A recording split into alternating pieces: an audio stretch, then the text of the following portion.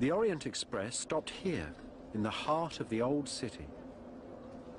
I got off it in clouds of smoke and steam, haunted by the ghosts of Greta Garbo and Agatha Christie, by 1,000 spies and archaeologists, by the kings and courtesans of pre-war Europe.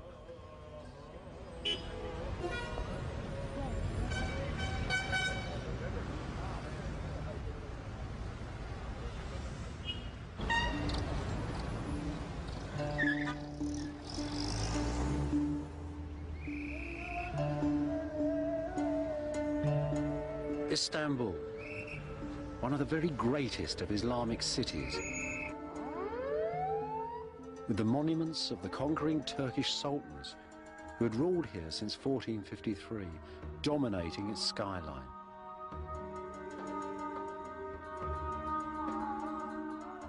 Underneath, though, are much older ghosts, brushed each day by people of the living city, the ruins of Constantinople, the capital city of the Empire of Byzantium. Istanbul, Constantinople, two names, new and old, for the same grand city.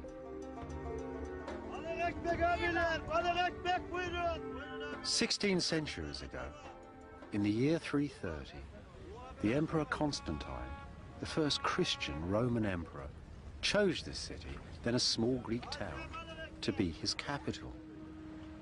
No one quite knows why. One thing's sure, though. The great warrior emperors had left Rome and the cities of the West forever.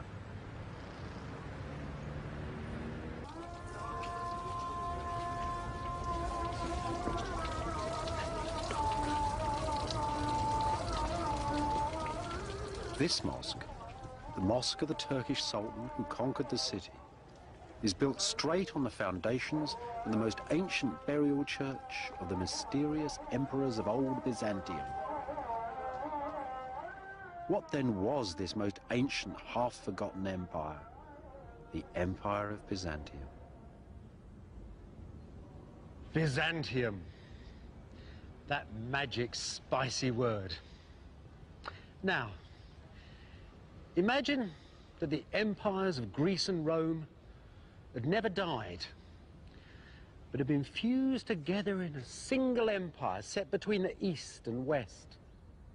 And imagine that the emperors of this kingdom, the sacred emperors, could be torn to pieces by the mobs in the street. Emperors who could mutilate their courtiers and children, could kill their priests and blind whole armies of invaders. Yet emperors whose artists made some of the most finest, the most exquisite images the world has ever seen. Visions of heaven and earth, sublime architectures, copied by everybody from the caliphs of Baghdad to the popes of Rome, the kings of Germany and the tribes of Nubia.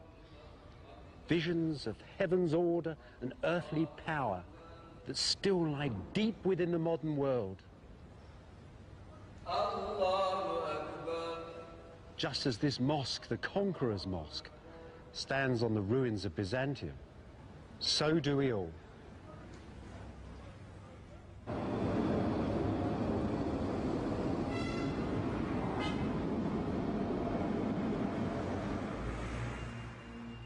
This is where the Empire of Byzantium began, beside this ancient column here on Main Street.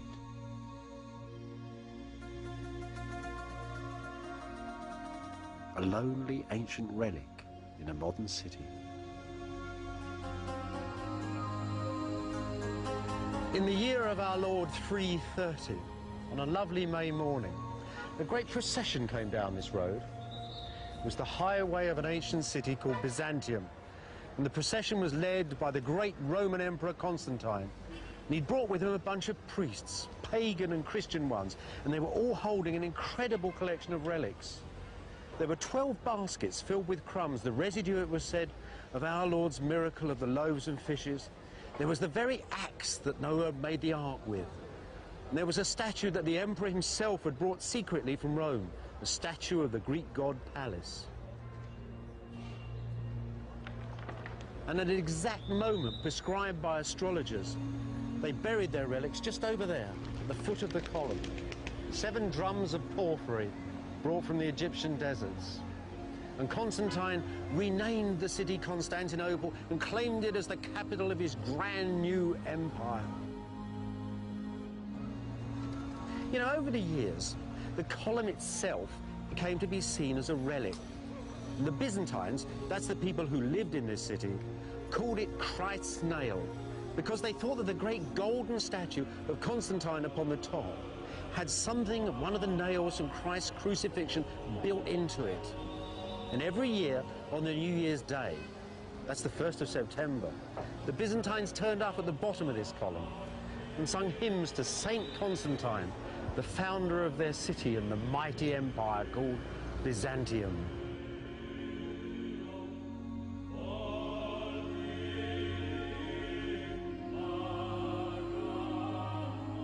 Constantinople was designed to be the center of the Christian world, the center of Christ's government on earth.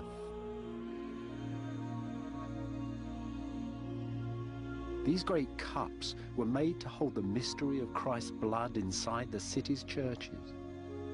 Churches glowing with Roman gold and ancient holy images.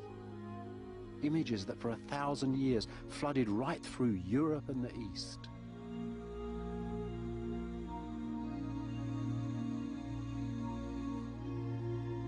This, then, is Byzantium's first story, the story of how, in 2 short centuries, a dream was made.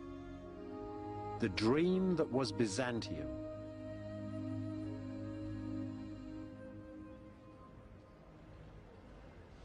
Constantine, the Christian emperor, the man who took the faith of Jesus and the God of Abraham and created the beginning of the governments and churches in which the West still trusts. He was crowned, they say, at York in England in 306. For 40 years, he had killed foes and family alike, and when he died, people were so frightened of him that no one touched his body for a week. This was the extent of Constantine's ambition. The late Roman Empire, with Constantinople, not Rome, as its capital. And in the far north, in Germany, the city of Trier, a great imperial garrison. It still shows something of what ancient Constantinople used to look like.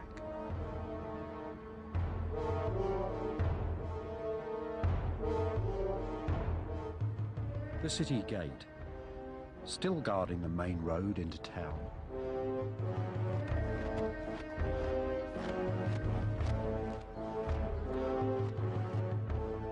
A great grim gate. Like the rest of the northern frontier, Trier was continuously threatened by Huns and Goths and Vandals and a dozen other warrior nations. Constantine the Great, the emperor himself, would have walked down this same passage 1,600 years ago.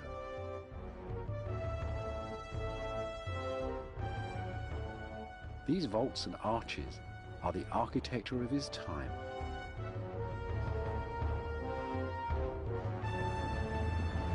Once you were through the gate, most Roman towns looked much the same. They were, if you like, a sort of an abstract idea of a city, and they were stamped on every landscape from Yorkshire to Syria.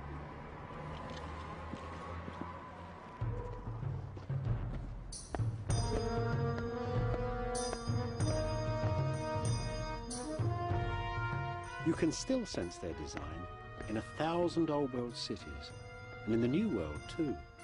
From Washington to San Francisco, planners still use parts of the same old patterns. All Roman towns had roads like this one, wide thoroughfares that took you from the country to the heart of the city. This one is at Palmyra in the Syrian desert. In Constantinople, it was called, quite simply, the main road. Now, what you've got to see is that behind all these columns, there are little rows of shops running down the sides of the street. Butchers, bakers, candle makers, all sorts of people. In Constantinople, it would have had the goods of the known world. Africa, China, the Baltic, everything was for sale. Just imagine, the emperor. He's coming in triumph. He's won a war and he's coming through the gate. The shopkeepers have been told to dust down the streets. Flowers have been strewn all over the pavements. Roses are raining down upon him. There are rugs and silks fluttering in the breezes all around him. The whole town has been sucked out to come and see him. Behind, of course, behind the main street, were all the town houses, servants, soldiers, all the people. There were taverns, brothels, everything in a city. And in amongst those, studded in amongst those, were those huge buildings that Constantine had to build before his city could really be called a Roman metropolis.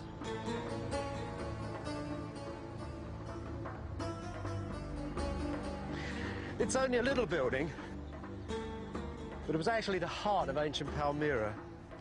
It's the Senate, the Oval Office, where government was conducted, where the town elders met, where plots were hatched, all that sort of thing. Of course, in Constantine's great imperial cities, this would have been a vast long hall.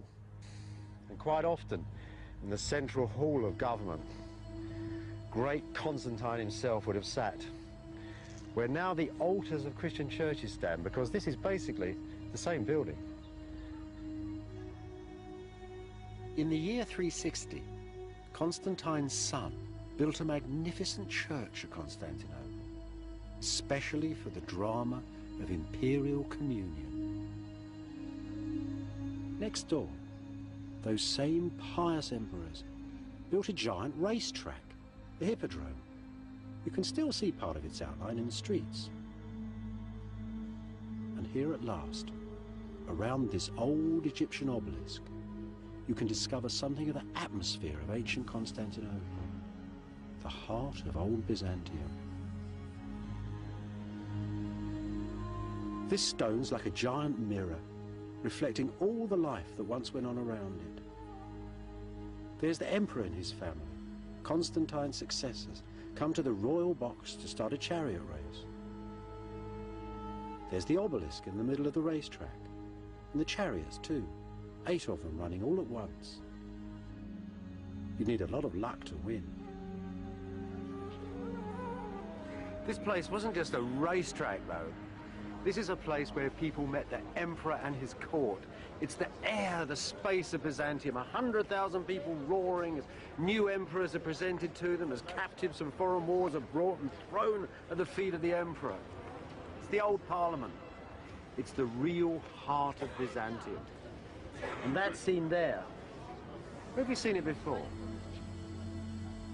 Look at it carefully. The emperor's in the middle with his family, just like God. Around them stand the army and the court, just like the saints. Beneath them, begging mercy, are Byzantium's enemies, the damned.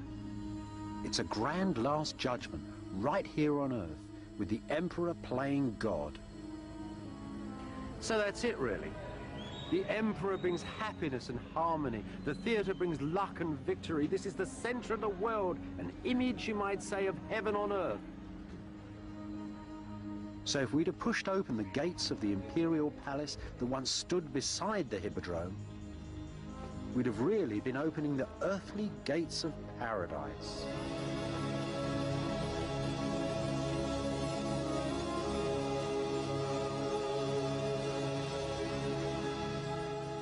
Arcades of gold and marble, silver boats on pools of mercury, silk carpets, golden thrones in halls of porphyry and pearls.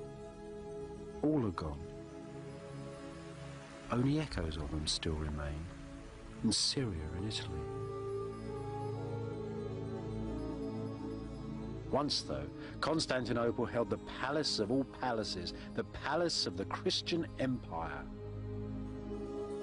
Church, hippodrome, and palace. Constantine had made a sacred engine that would power Byzantium forever.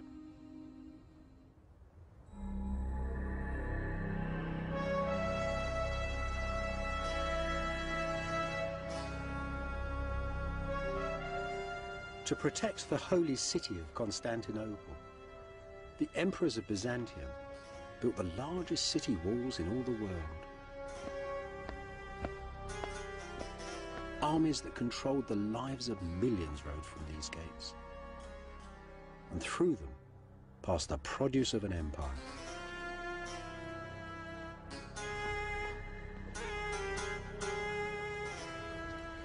The whole history of this city is in this gate. The great Golden Gate of Imperial Byzantium.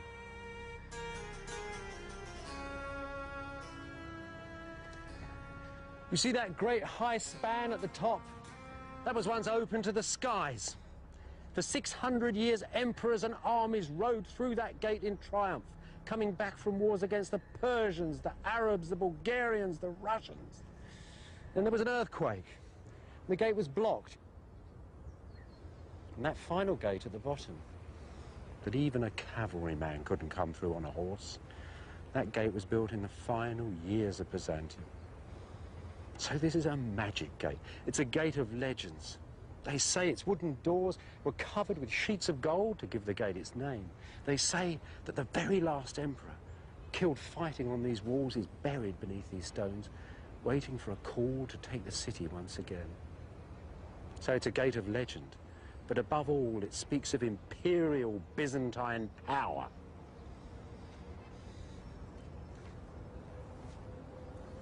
Power to control innumerable lives.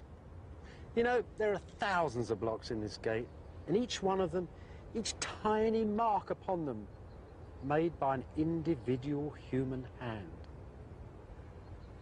Endless lives absorbed in making millions of these blocks. Enough to build the whole city of Constantinople. Now this snowy marble, strange grey lines running through it, is found all over the Byzantine Empire, from Spain to Syria and back to Constantinople. But it comes from one island only, one tiny island in the sea.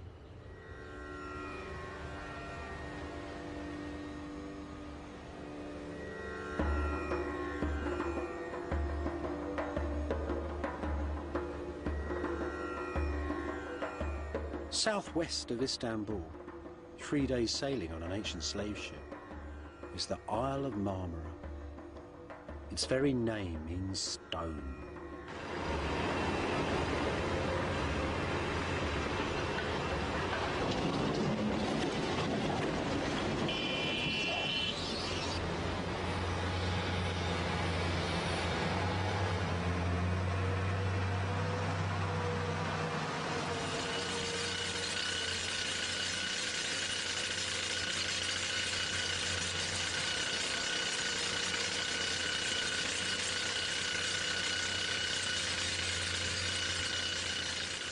In the first centuries of Byzantium, slaves in their tens of thousands worked in these marble hills.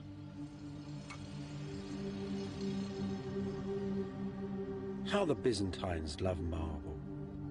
In marble, says a priest, God trapped fields of flowers and mountain forests, and fish and fruit and melting snows.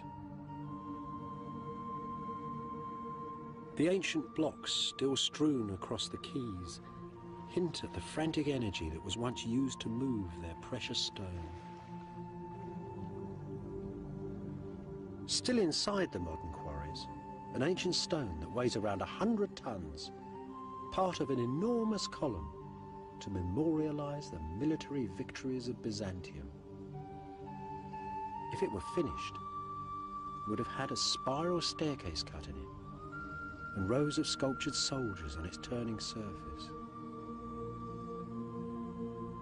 It's still here, though. It cracked as it was quarried.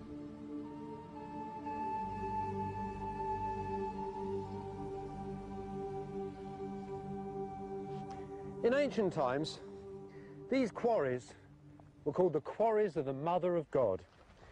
They might just as well have been called the quarries of the Mother of Constantinople.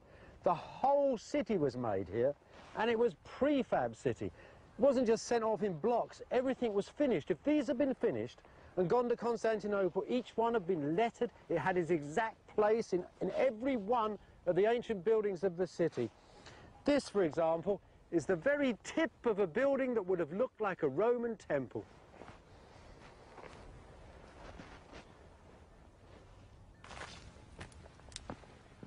Modern quarry masters tell me that they find the best new seams of marble in the hills, beside the ancient stones. This would be a good spot then. A giant lonely column shaft.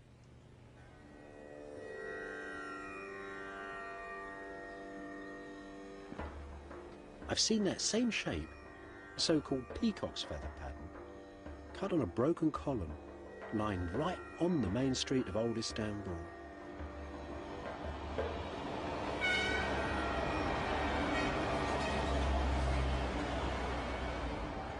This was once a marble square on a highway at the middle of Constantinople. I don't suppose the Turks of modern Istanbul think much about ancient Byzantine victories. Yet there's still some fragments here of that great memorial column that made it all the way from Marmara. The ghosts of the imperial armies still lining the routes of their processions through the city.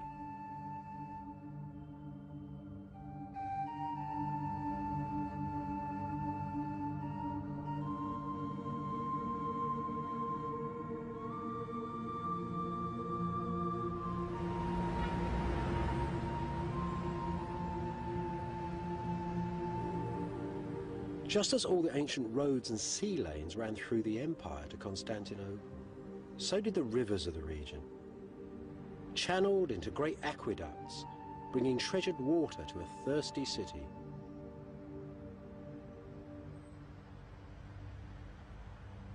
Underneath the town, cut deep into its hilltop, an eerie underworld, some 15 centuries old. Fresh water cisterns, so that the Byzantines could bathe just like the Romans did, in marble halls.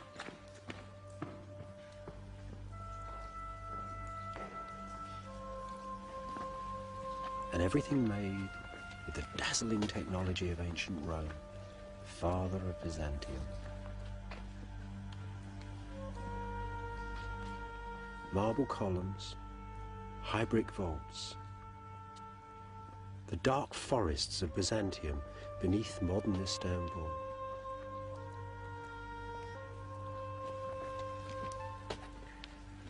Those Greek letters, hammered into the column with a chisel point, the marks of one of Marmara's quarrymen.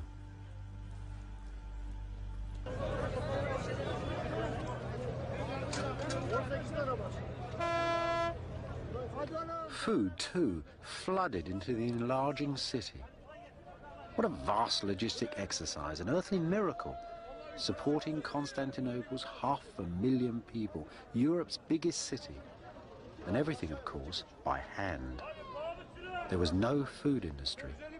Everything was carried here in boats and carts.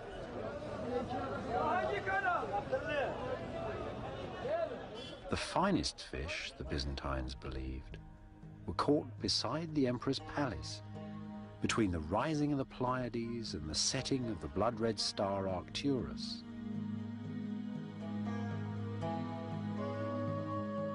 Colours, smells and textures of the ancient everyday. The raw ingredients of Byzantine experience. The world of the ancient Mediterranean.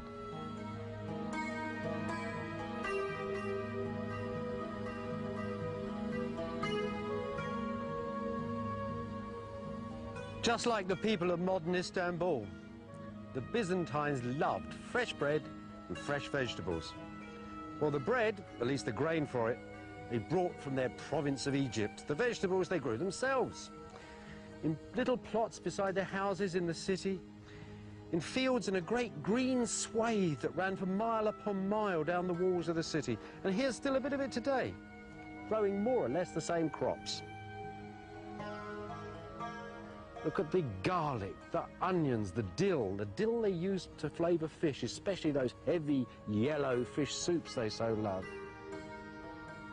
And this, well, this is an ecological Byzantine delight here. There's 3 or 4 different sorts of crocks. There's rocket for salad. There's chard and cabbage again. All sorts of things, mint, all growing together in a great profusion.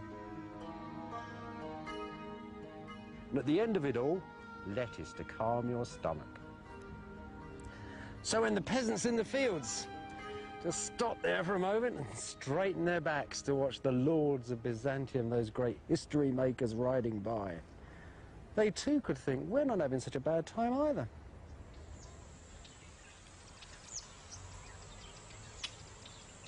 The Byzantine economy was based on the classic Mediterranean diet: wine, grain, cheese and vegetables and olives.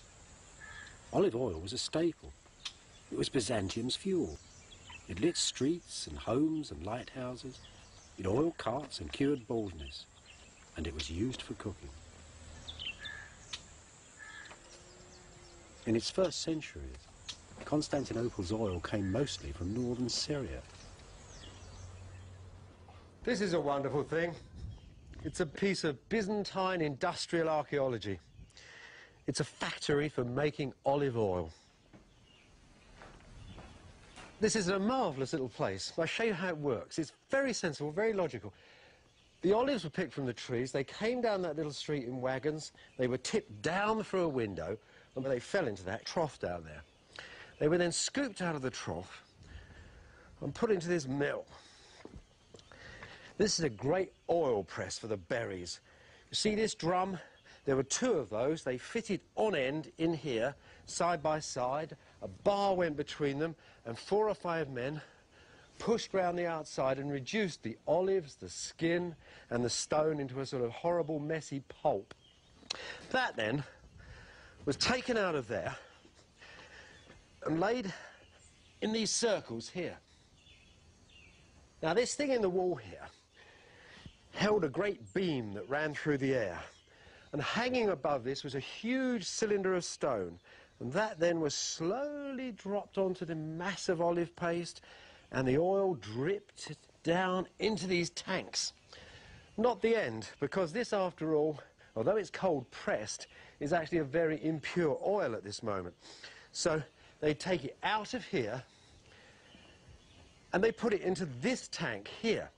Now, this tank has already got water in it, so as they pour the olive oil in, it floats to the surface, all of the impurities go down to the bottom. And see this little trench here? A vital piece of gourmet equipment, because this is where the very finest oil ran from that impurity tank down into this tank to make fine, clear olive oil for the tables of Byzantium.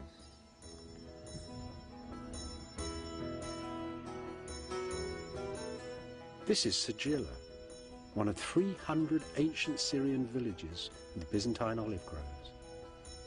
Provincial Byzantium, preserved in fine-cut stone.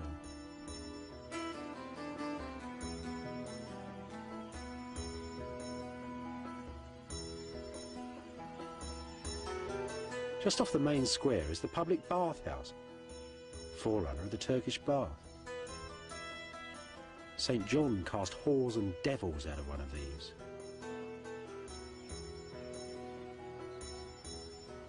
This is Sigilla's cafe come town hall down on Main Street. Old soldiers and half-mad saints got drunk in bars like this. Moneylenders, magistrates and merchants did their business here. Can you hear the farmers, tough, independent homesteaders, chuckling about the prices that the city folk were paying for their olive oil? Life was very good. There was time for both the devil and his baths, and for the church and all its works.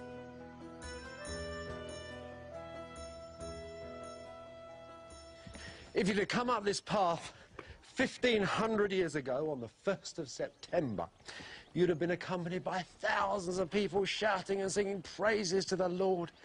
It was the feast day of St. Simon of the Pillar.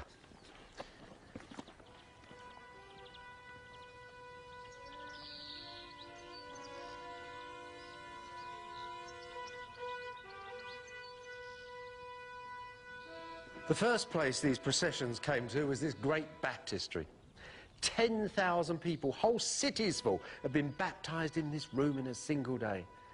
And then out they all went, praising the Lord, onwards to the Church of the Saints.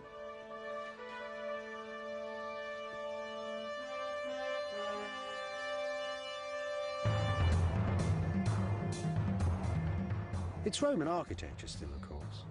Arches, vaults and column tops. But now there's Christian crosses too. The ancient forms are turning into something else. See? The wind of faith is bending all those ancient pagan patterns. This is the style that would become Byzantium. And at the church's hub, the remains of the 50-foot column on which St. Simon lived. So who was this weird man who lived up a pillar and half the world had come to see him? When he died, they built this beautiful dancing church in his honour. Well, as a young man, Simon had worn clothes so rough they'd made him bleed. Then he dreamt up the idea of chaining his left leg to a large rock. That before he went up the column. But Simon wasn't a nutter. Simon had tremendous presence like an emperor. He sat still and silent. And in these contests between flesh and the devil, it seemed to most people that he was beyond touch. And there he was on his pillar, halfway between heaven and earth, a perfect man to settle disputes. So they used Simon. The farmers of Syria would come here when they were in arguments and he would settle one against the other. The Bedouin, the Arab Bedouin, came to see him too. The emperor used to come to see him, and always he acted as a balance in society. Such a terrifying balance that if he cursed somebody from the top of his pillar, a rock would explode next to the unfortunate individual. So Simon, it was a vital element in this new Christian empire.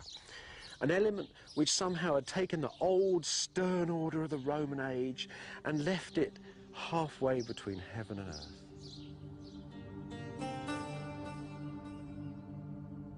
In the eastern Mediterranean, in the warm heartland of the pagan world, the first Christian empire, the Empire of Byzantium, had found its balance. It was a good life, a rich life, and there was peace and plenty.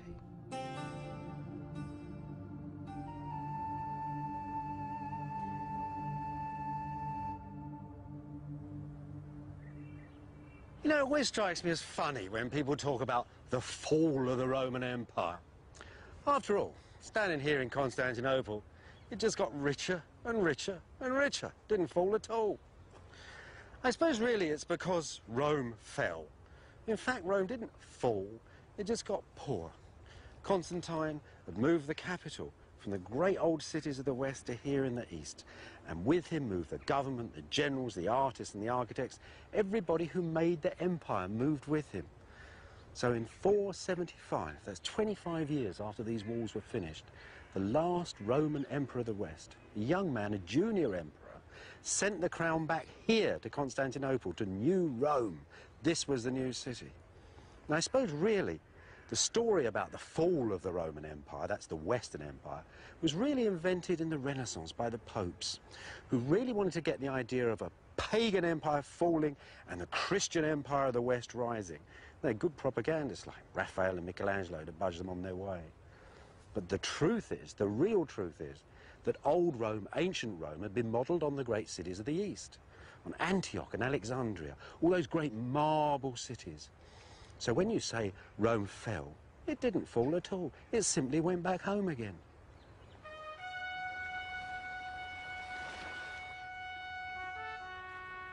After the last emperor of the West resigned, Byzantium lost most of its European provinces. Only for a century, though.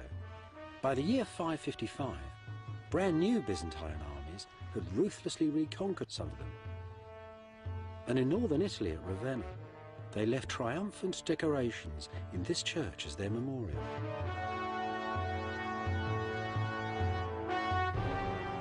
The man there is Justinian, the emperor who 200 years after Constantine completely remade the Roman Empire. the man who made Byzantium. He was a man, they said, who was gentle and approachable, a man who never showed his anger, a man who in the quietest of voices could order the death of thousands. He didn't organize the empire completely by himself, though. His great strength was as a manager. Those strong faces that surround him were the faces of a great team of men he'd picked together. And he didn't really care whether they were Roman patricians or from the humblest, roughest backgrounds. He himself actually come from a completely illiterate peasant family in Serbia. Justinian, though, was only half the picture. The other half was that most remarkable woman over there, the Empress Theodora. They'd married each other for love, and they stayed together for 25 years. And look at the young ladies of the court there. They're looking sideways and a bit nervous. You see, it's not proper for young girls to look straight at you, not unless you're a woman of power like Theodora. But that is actually a portrait of a woman dying of cancer. Within 2 or 3 months of this mosaic being finished, Theodora was dead. Justinian ruled for another 20 years. He never remarried, and he went to her grave and lit candles until he was a very old man.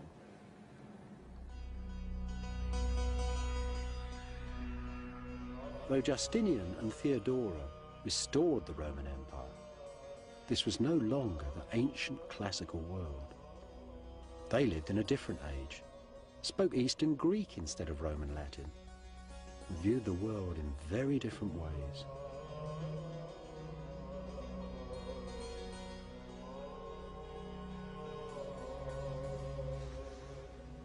Look at these sculptures. They're probably the last classical figures ever made. They were made actually in the generations just before Justinian. Now, at first glance, you might think they're just part of those usual old classical things you see hanging around museums. Big stony Alexanders and Caesars all strutting their stuff. But they're not like that at all. They're new, they're different. Something else is going on. It's very simple work, very realistic in a way. Little light cut lines and a day-old beard lightly chiseled on the hard marble as if to emphasize its transience, its insubstantiality. These people are pensive, sad, and rather wise. After all, hadn't the saints and bishops told them that this life, this material world, was only an illusion? So naturally, these statues don't strut their stony stuff like Alexander or the emperors of Rome. They are not heroic descriptions of skin and bone and straining muscle. Each man stands inside his own mysterious inner space that each one of us must occupy. And from that space, they look outwards from the soul towards the heavens. As you might expect, if you should move around them, the solid bulk of marble and humanity is seen to be nothing more than an illusion.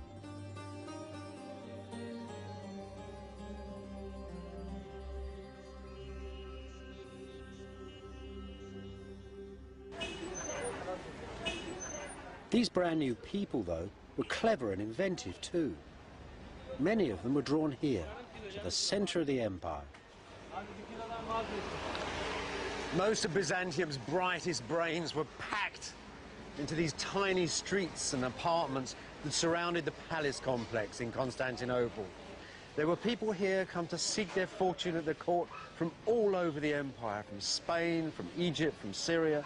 There were mathematicians, lawyers, doctors, scientists, magicians, alchemists, all sorts of weird and wonderful people, packed and living tightly together in these little streets.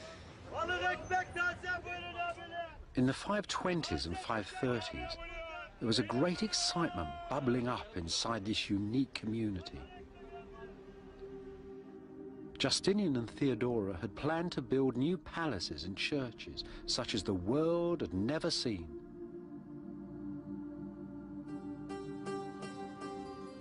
The ancient forms, arches, vaults and column tops, were being used for something revolutionary.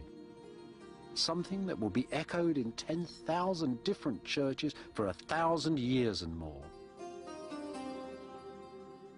The style that is Byzantium.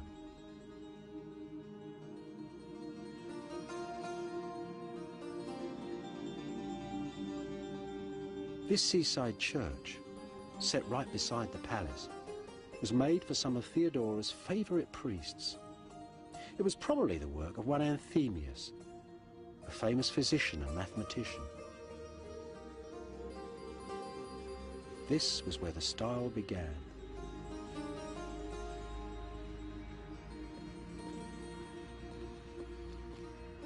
Theodora built the church to hold the blood-stained cloaks and bodies of two martyred soldiers, Sergius and Bacchus, the army's patron saints.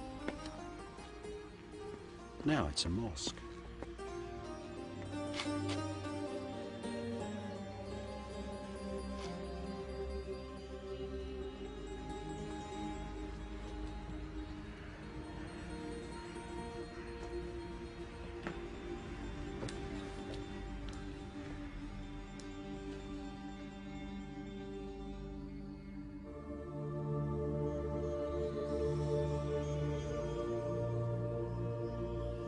Anthemius' subtle compass has transformed all the usual ancient forms. Squares become circles, circles octagons, and all around a single central point. Space spins into ever smaller spaces. It's as perfectly mysterious as the finest natural crystal. The walls, the columns, seem to be nothing more than an illusion and simply fade away.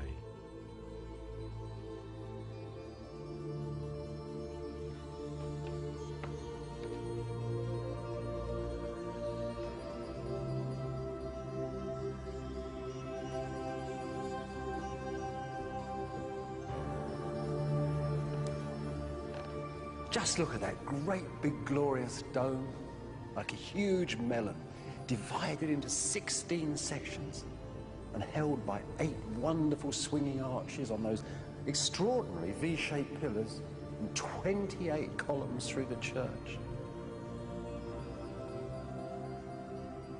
It's like a vast net of stone and brick slung over this central space, this strange, mysterious space for the imperial communion.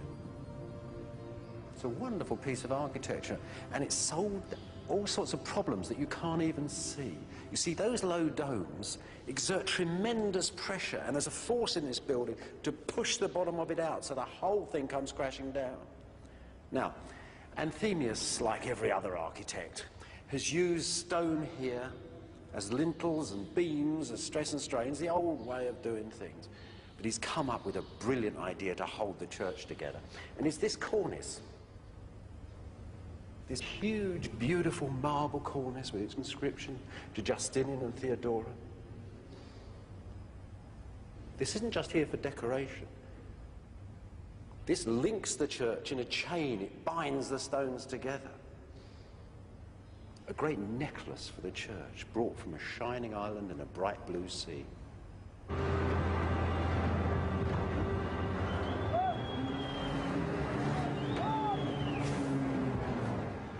Throughout Justinian's long reign, the Marmara quarries were hard at work, shipping stone for a new crop of imperial churches.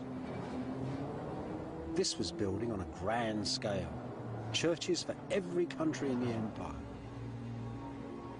But the biggest of them all was a new church for the imperial communion at Constantinople. For this, the quarry masters were cutting larger and yet larger versions of Anthemius's clever interlocking cornice. Here's a piece of one of those stone chains under construction. And here's its secret. Each block was held to the next block by a great iron bracket held in lead that ran between the two stones. Anthemius's engineers use rather a lot of iron in their buildings. It's part of a whole new series of techniques that allow them to think more daringly, more bravely than any other architects had done before. Above all, it enabled Justinian himself to have the ambition to conceive of the greatest dome the world has ever seen. Such mysterious cargoes, such magic marvels from across the empire, now sailed the seas and came to the holy city of Byzantium to be gathered up upon the site of the imperial communion. This is the finished dream, the tense climax of all of ancient engineering. A lively frame, built with prayer and pragmatism to hold the largest dome the world had ever seen. This, though, is just the outside of a sacred theatre. Inside, a forest of columns rises up in ecstasy.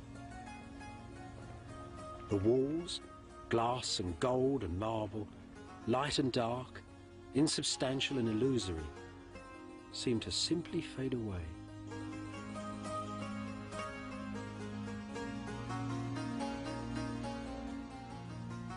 A perfect sea of space for God's holy wisdom to come down and touch the earth. A perfect theatre for the anthems of Byzantium. Lo, the lords of heaven and earth have come.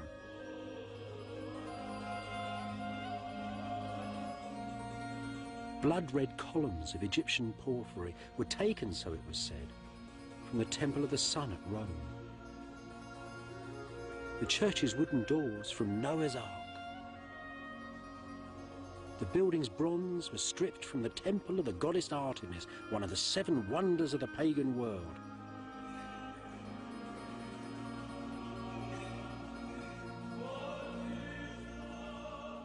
No wonder that the building has itself become a legend.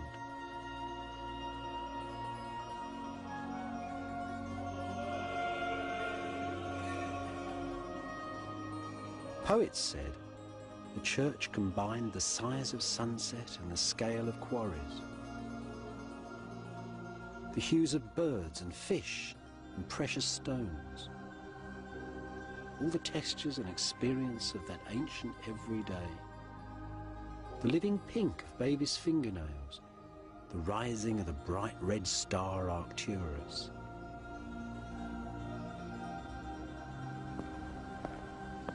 In Byzantine, in Greek, this church was called the Church of Hagia Sophia, the Church of Holy Wisdom. All of Justinian's enormous empire, its wealth, its piety, its pagan heritage, was gathered up inside it.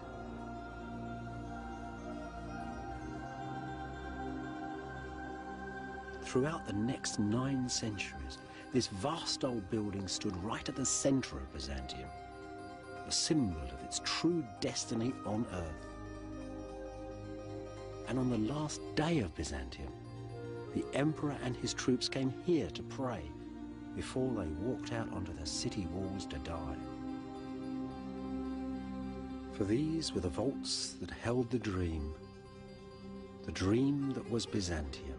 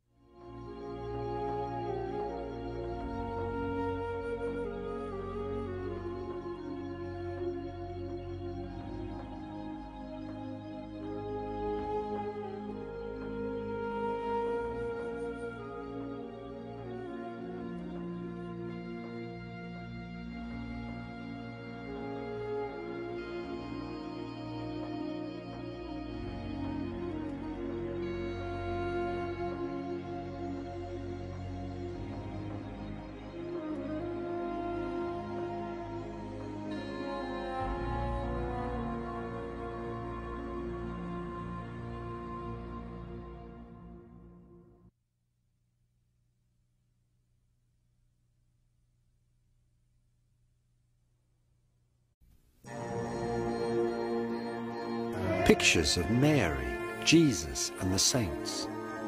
Images from the long-lost empire of Byzantium. This is a journey of discovery, the search for the origins of Western faith, a tale of ancient battles that changed the world forever.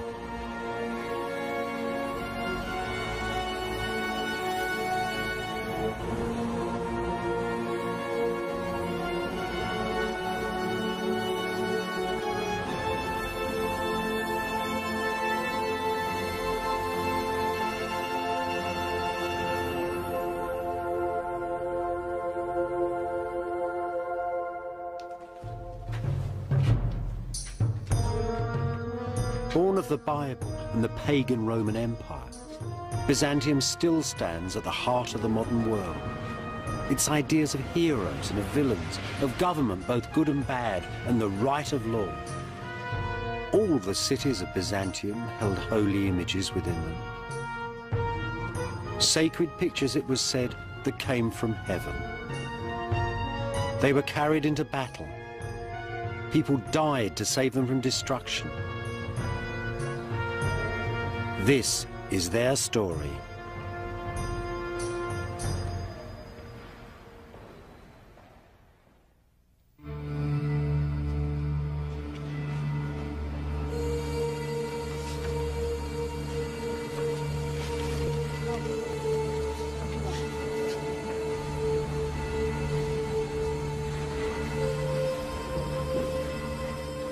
This is the heart of the ancient palace of the popes of Rome. It's centuries older than the Vatican and filled with holy wonders. Believers say that Jesus Christ once walked upon these steps, that they were taken from Pontius Pilate's palace in Jerusalem. The steps were brought to Rome in the first centuries of Christianity and are reverenced still by millions of people every year who pass up them on their knees, deep in penitential prayer. Inside the ancient chapel at their top, Rome's most holy picture, an image made, so it was said, not by human hands at all. A portrait so powerful that when, deep in the Dark Ages, the barbarians stood at the gates of ancient Rome, the awe-inspiring image crippled the tribesmen with its paralyzing gaze and sent them running back to Germany.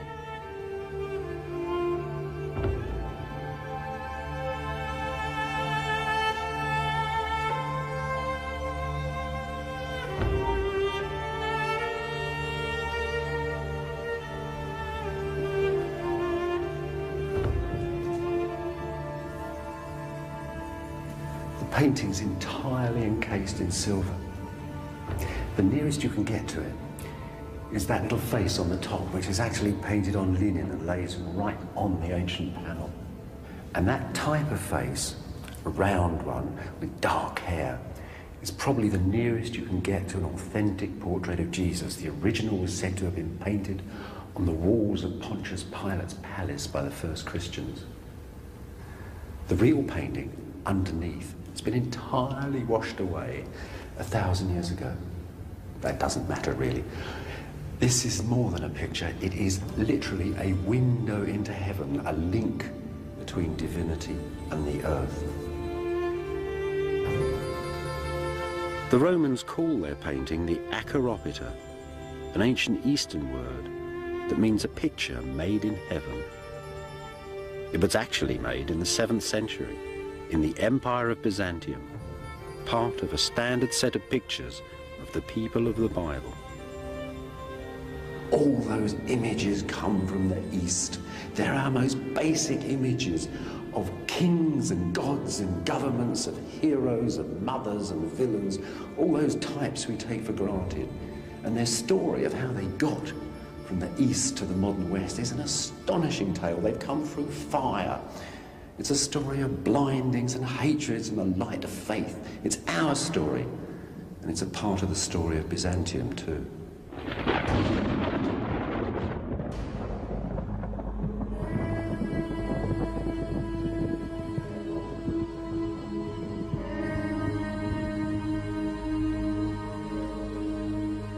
The story starts in the year 360. Just a few years after the Roman Empire had accepted Christianity. when a pagan pilgrim came here, to the Greek sanctuary of Delphi, to ask the god Apollo if the ancient pagan images would ever again be honoured and worshipped in the ancient ways. Deep down, under Apollo's vast temple, an old lady sat, filled with the fumes from a volcanic crack underneath and drugged with cyanide. She babbled a reply, and a priest took down her words in classic verse. Tell the world the glorious temple has fallen. Apollo's springs are dry. The world no longer has a prophet.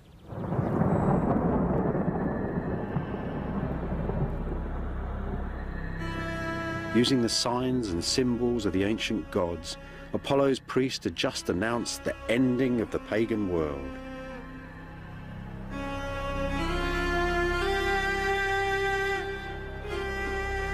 In the pagan world, the gods controlled everything. From the movements of the stars in the sky to the fishes in the sea. And their signs and symbols were everywhere. They protected crops and trees. They were in every stone. When the thunder came down, you understood it because it belonged to a god, and every god had its sign. It was a complete universe, and everybody felt secure in it. When Christianity took over the Roman Empire, it attacked and swept away all these signs. Now, these signs were as old as man himself. And Christianity was pretty poorly supplied with alternatives. After all, it was a language of books and words. But unless it was to fail, it had to develop, and develop quickly, a whole new set of images for the world.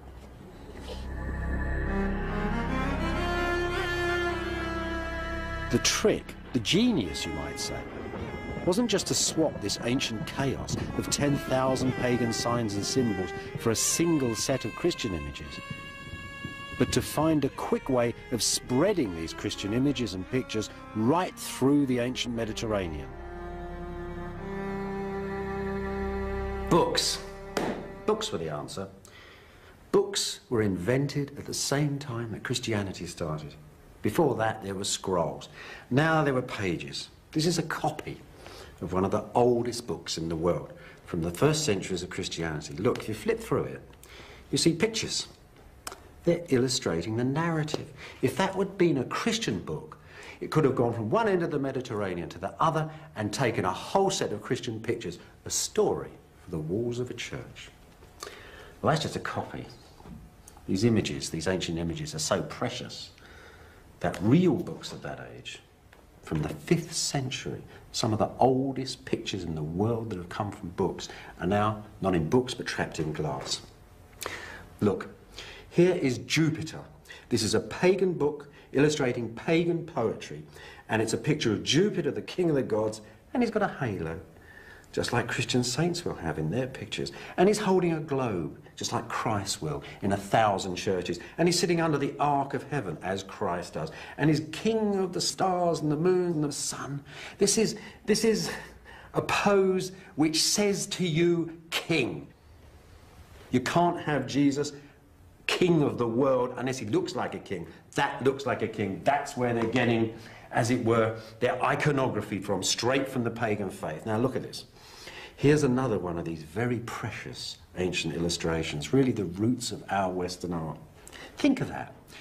When you make gestures today, when you go victory or communism, fascism, bang, bang, you're doing universal gestures. They get emotions in you immediately. This said to the early Christians similar sorts of things. Look, here is a Roman general and his mistress and a friend having dinner.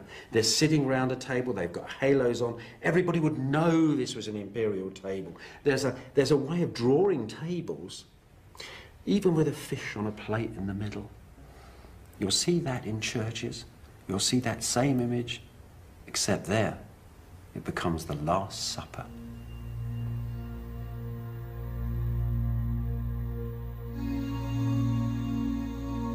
The first imperial images to tell the stories of the Christian Bible, to symbolize its faith, came from this city, 1,000 miles to the east of Rome. Ancient Constantinople, now Istanbul in modern Turkey.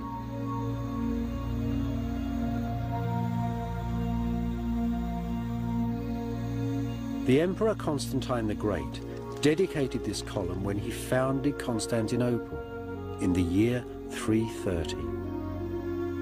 From that year on, the city stood at the heart of Constantine's vast empire, the first Christian state, master of the greatest cities the world had ever seen, Alexandria, Antioch and Rome, and the capital of the brand new empire of Byzantium. From the very beginning, Constantinople really sizzled. New religion, new state, new government, everything here was up for grabs. Amazingly enough, we have a good idea of how it felt to be alive inside this city, and at just this time in history. It's a 1,500-year-old press photo. It's not on film, though. It's on ivory. There's the pulp of the poor old elephant's tusk. The Byzantines imported ivory from India and from Africa. This probably came from Africa because it's so enormous. Would have come, of course, through Egypt, up through the empire to Constantinople. The Byzantines loved ivory. They thought it had a texture like living skin. This, then, is the only glimpse we have of life in Constantinople in about the year 420. It's a procession. Two priests are carrying the bones of St. Stephen of Jerusalem on a royal carriage into the imperial palace of Byzantium. The mighty emperor Theodosius II is walking with his ministers and soldiers right through the center of the city. Theodosius' procession would have passed up this very street. This is modern Istanbul. In those days, in the 5th century, it was called Constantinople. We're walking between the docks and the ancient centre of the city. I suspect it was much the same in those days, but there would have been thousands of people watching the emperor on his way to the palace. Do you know, these processions, especially at that time, were a very tense affair. These sort of cities, these great classical cities, were 1,000 years old. But the Christian bishops that ran them were starting to look at them with brand new eyes. The times really were a-changing. They saw the rich on the way to church to tend to their souls, kicking beggars out the way by the doors of the church, children mutilated by their parents to make them look more pitiful. And they saw the rich women walking, they said, with 1,000 meals swinging from their ears. And they didn't like what they saw. The Christian bishops wanted a moral city, a sexless city, a pure city, and a more equitable city too. So that, perhaps, is why the emperor isn't sitting in his carriage, but walking in the street and carrying a candle with his courtiers. And the bones of a poor man from Palestine are riding in the royal coach. The emperor's procession was on its way to a grand square, halfway between the palace and the court church. I think our ivory procession would have passed through here, right through the heart of the ancient city. Now, you see that Turkish bath over there? That's in about the same place as the gate on our ivory. And see the great high dome on the gate? And see that figure of Christ, that face of Christ on the gate? That was such a famous figure. It was called Christ of the Gateway, the most famous and influential portrait of Christ. It was copied from the great shining ivory statue of Zeus of the Seven Wonders. That was parked in a palace just over there. Now, think of our procession moving along. You see, they're going past this great portico, 3 high stories of it, people peering out arches, looking down, swinging their incense, pleased to see the saint arriving in the city to make the new Jerusalem, joining heaven to earth. And over there, look, that's about a spot where the church, the brand new church of St. Stephen is being built. It's ready to receive the relics, but they haven't finished the roof and the tilers are still working away up there. But the Empress is proudly waiting by the door, holding a cross. And that is quite extraordinary. For the first time in the ancient world, the center of attention is not the emperor, but an empress. She carries the cross of victory. She receives the holy relics into her church. It's probably the Virgin Empress Pulcheria. In that most ancient language, signs and symbols, the little ivory is telling us about an ancient revolution, and one that still affects the world today.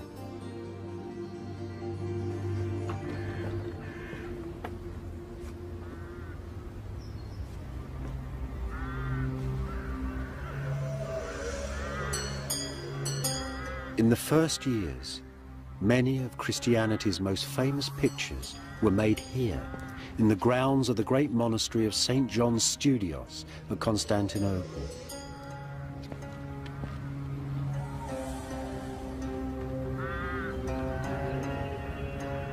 These monasteries were Pulcheria's holy battlegrounds, the places where she conjured up the sacred images and metaphors with which she waged her earthly arguments.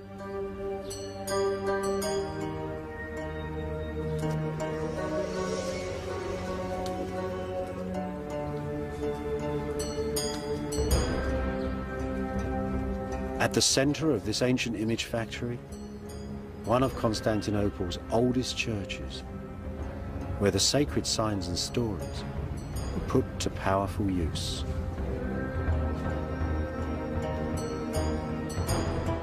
Imagine that it is Easter, April the 15th, 428, and that this nice new church is filled with all the nobles of Constantinople, men downstairs, women upstairs in the galleries.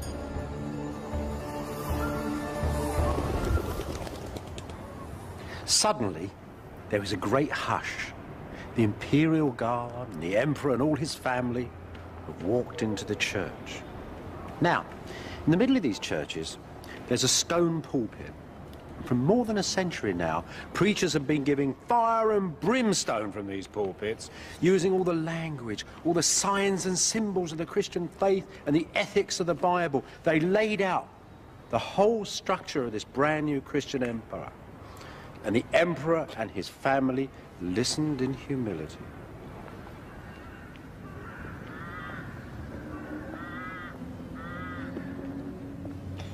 Right on this line here, there was an altar rail. It separated the main body of the church from the high altar. Only the emperor and his priests were allowed in here, close to the divine mystery of communion. In 428, though, things were rather different. Theodosius, the emperor, was usually accompanied to the altar by his sister, Pulcheria. They'd ruled together since they'd been children, two frightened toddlers in a palace filled with intrigues and plots for the succession. When she was 14, Pulcheria had hit upon the answer. She dedicated an altar to her own virginity and to the rule of the emperor. From that moment on, they ruled a strange, sacred couple like Joseph and Mary, and there were no plots for the succession. It had also given Pulcheria a unique role within the church. On that particular Easter day, though, things turned out rather differently. Pulcheria's way to the altar was barred by the new Patriarch of Constantinople, one Nestorius. He said that only men could enter the sanctuary. Pulcheria was aghast. Her new role as a virgin had projected women in a different way. She was as pure as gold, she said. She had kept herself as soft as fleece to receive the Holy Spirit. "Have I not given birth to God?" she cried. Nestorius, though, was a man of the old school. He preferred to see women as the daughters of Eve, that unfortunate lady who dabbled in snakes and sex and sin.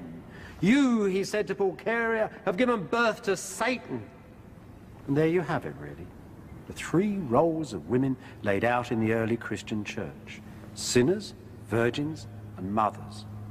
By opening the debate, Pulcheria had not only advanced the role of the Virgin Mary and women in Byzantium, but defined the role of women in Christendom forever.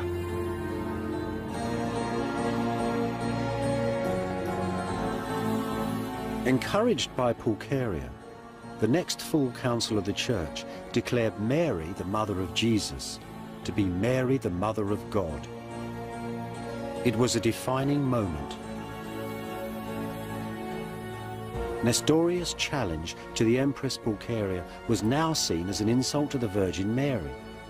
He was declared a heretic and exiled.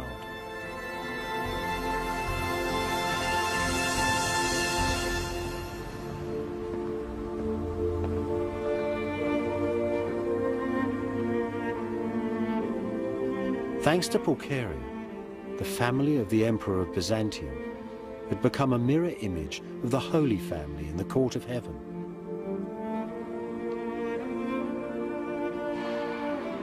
That is why these medieval emperors offer their city and an image of this church, St. Sophia, Byzantium's cathedral, for the protection of the Virgin Mary.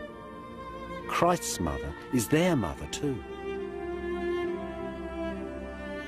After Pulcheria, the emperors of Byzantium ruled by divine right and by right of birth, and all later Western kings imitated them. Pulcheria had cast that spell of power and sanctity that still surrounds the offices of government today. She'd also changed the way that men saw women and women saw themselves.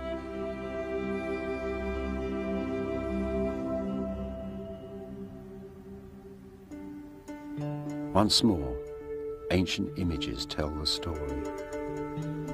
Pagan Greeks and Romans loved public displays of sexuality inside the city. They seemed to hold the force of life within them. They gave assurances of immortality. The Christians, though, had gazed upon eternity. Just as they destroyed the pagan temples, so they attacked the pagan body image. Byzantine preachers said that the silent power of nakedness threatened anarchy within the family and the state, and it was covered up.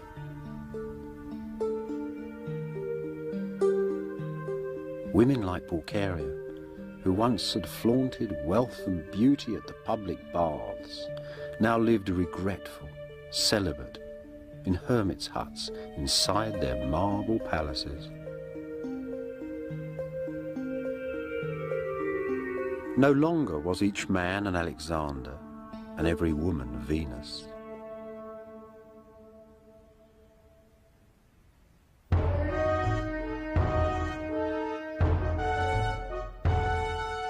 Right through the empire, the cities of Byzantium were filling up with Christian piety. Yet it was still a magic, superstitious world. A world, too, where those who knew the will of God held quite enormous power. Hermits like St. Simon of the Pillar, who preached in Syria, and did not hesitate to question the behavior of the emperor himself.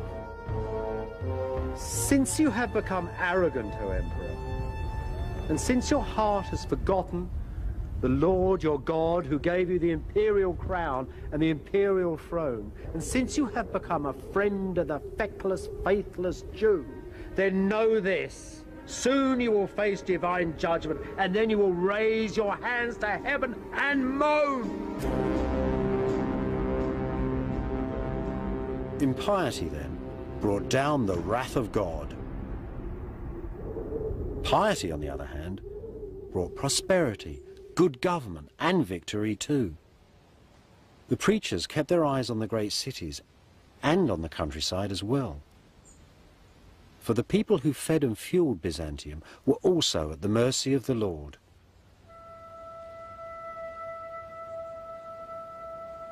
Deep in Turkish Anatolia, this little village was once the city of St. Michael of 10,000 angels, famed for its fine churches.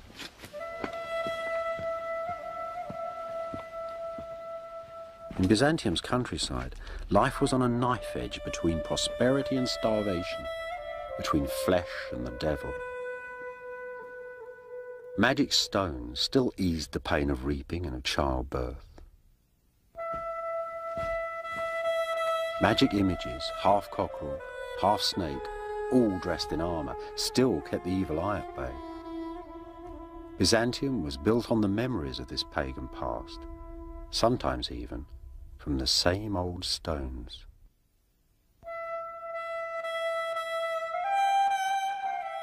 ancient demons haunted the countryside, stopped up wells, curdled milk, and threatened plague and madness. Many saints were really doctors, ministering to a madness born of holy terror. Their prayers drove out the ancient devils, safeguarded animals and crops.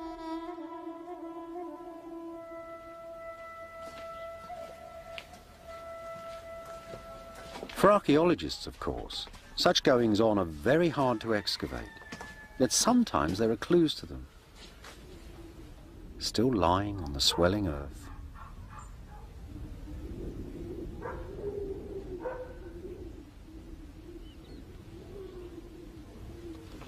If you ever wondered what attracts archaeologists to one place rather than another, this hill is a wonderful example. Just look at its shape. It's a bit strange in the landscape. Look at all this white stone. This is building stone. Well, that's interesting, you might think. But then I found this. See?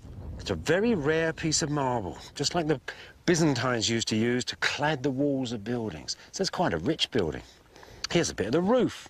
So we got the walls and the ceiling, everything you could need. What the devil is it? Well, look a bit closer. And here you can find something absolutely unique. This field is studded with tiny little bits of glass. These bits of glass are very special. These are mosaics, and they were made from the 5th to the 7th or 8th centuries. That makes this field unique. Look around, and you'll soon discover why such a sophisticated city church was built here deep in the countryside. Long before the Christians took over its magic, this area had been a pagan sanctuary, a place of sacred springs and running waters, a little paradise. Well, this is the place that's given this region its name. Old Turkish Yurme, Greek Germia, Roman Thermae. That's a hot spring over there. Once it was a great pagan shrine. That Christian church then, that Christian church on the hill with those mosaics, perhaps that's its exact descendant. It's a magic place. Once there were many places like this in Anatolia. Once upon a time, in the early years of Christianity, a pagan washerwoman called Hypatia said that she would become a Christian only if she could see the face of Jesus for herself. And straight away, the story goes, she found a portrait of the Lord floating on the waters of the village spring. And she was very frightened and clutched the picture to her breast. And then Hypatia found she had two pictures, the original panel and another imprinted on her dress. It was a miracle. Such powerful images, fallen straight from heaven and mysteriously duplicating, are called acheropita. Tradition has it that several of them still survive. The acheropita in the ancient palace of the popes at Rome, the great shroud of Turin.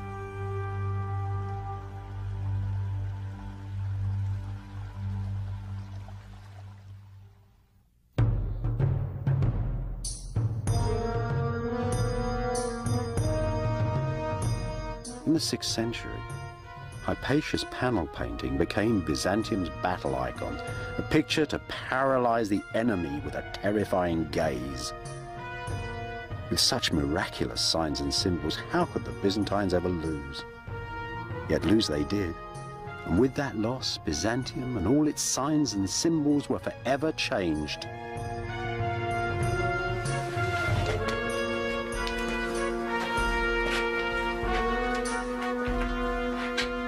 These are the ruins of a Byzantine border fortress, set right up on the edge of the Syrian desert.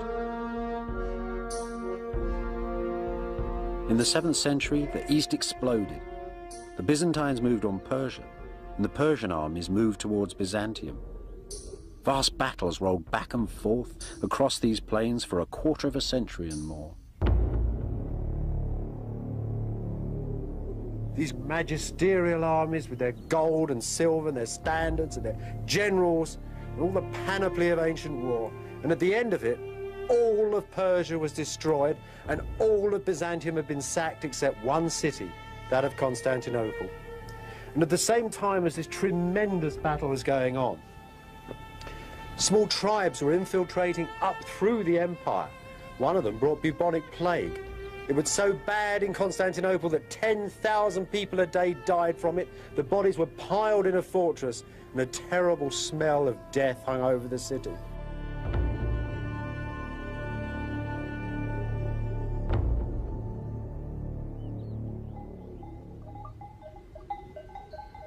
One of these tribes, from a Byzantine trading city in Arabia, found a great prophet in their midst, Muhammad. Muhammad had the ability to turn a personal religious revelation into an immediate political reality. Fired by his genius, the armies of Islam swept through the devastated landscapes of the East. In 636, in a gigantic battle on the Golan Heights in Syria, the Byzantines were crushed. Not long after, the best part of the Byzantine Empire, that vast empire that once had run from Spain to Syria, was ruled by Arab courts. At the same time, the nation of the Slavs had broken through the northern Byzantine defences on the Danube and were raiding south, down into Greece and even threatening Constantinople. Old Byzantium was completely broken. An ancient way of life was coming to an end. The story of the Syrian city of Apamea could serve for 100 others.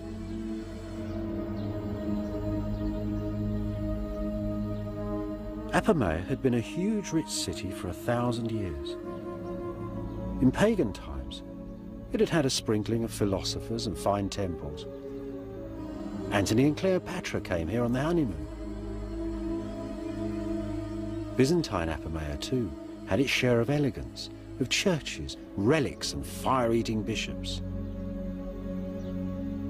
There'd been hundreds of cities like Apamea throughout the Empire of Byzantium.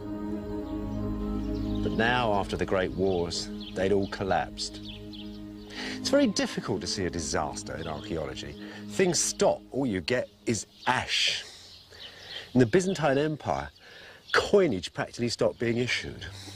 This meant that nobody could collect taxes, nobody could mend anything anymore. There were no inscriptions.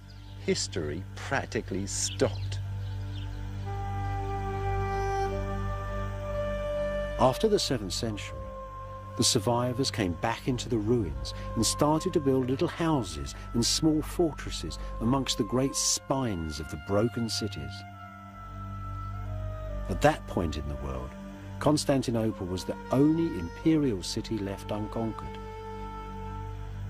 You could say that Byzantium had changed from an empire of cities to an empire of fortresses.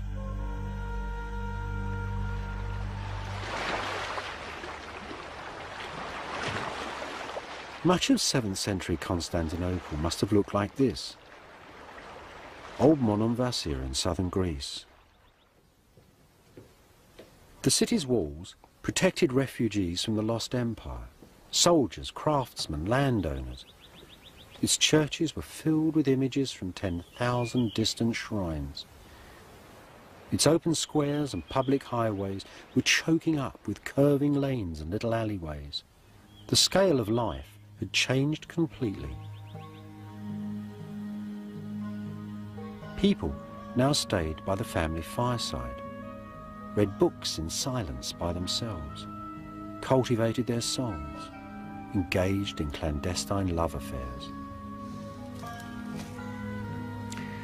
Even patterns of eating and drinking changed. Take bread, for example. Corn in Constantinople largely came from Egypt. After the Arab invasions, there was no corn from Egypt. No free bread handouts, first time in hundreds of years. Worse than that, the wheat that came from the north actually tasted different, but it rose like modern bread. And that's really where the modern loaf starts, I think. But it wasn't just the food you eat, It was actually the way you ate it. Ancient people had sat on couches and been served by slaves. They didn't really have knives and forks. There was nowhere to put them. Now, with chairs and tables, people were sitting down so that the great classical spoons were filed down to make a little fork which you could prod the food. Pretty soon, people would be cutting their own food up with knives. Other changes, too. With the loss of Syria to the Arabs, practically all the olive oil trade dried up. So you had to light your house with candles. They were quite expensive.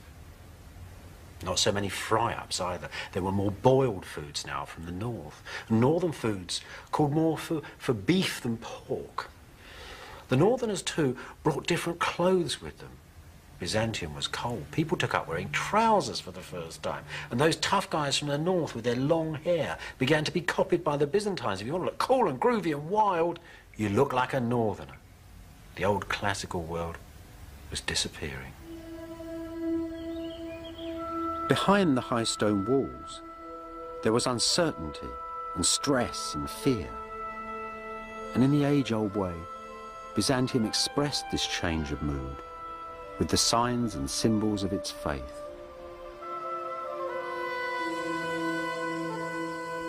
This is a very good example of what I mean.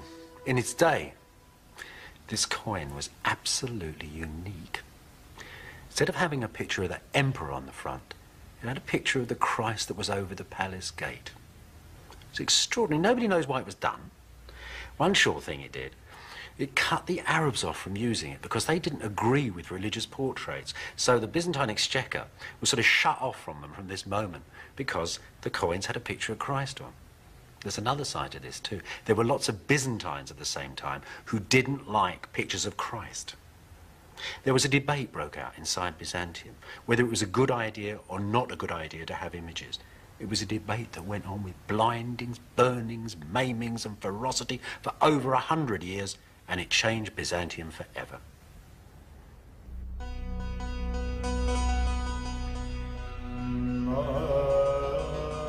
By the 8th century, after the invasion of Byzantium, Constantinople, the ancient capital, stood at the center of a gathering storm. A storm called iconoclasm, which means quite literally, the destruction of the images.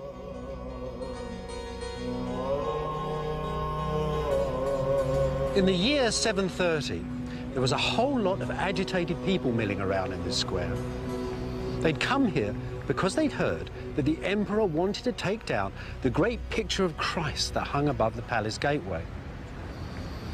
They loved the picture. They didn't want it taken down. It healed the sick. Now, this painting stood under the great high arches of the palace gate somewhere over there. And a soldier put up a ladder to go and get the painting, and somebody rushed out of the crowd and pushed the ladder down and killed the soldier. But the other soldiers took the painting down and arrested the person who'd killed their friend. And they had her executed, and Saint Theodosia, the Virgin Martyr, became the first victim of iconoclasm. Iconoclasm, the cataclysm of the paintings, this movement that started in the palace of Byzantium to destroy all holy images. 30 years after they took the picture down from the palace, the iconoclasts, that is the people who were destroying the images, went through the great church itself. The patriarch was murdered, all the images were taken down. And though the angels came down from heaven, so it was said, and beat the impious emperors, the iconoclasm continued.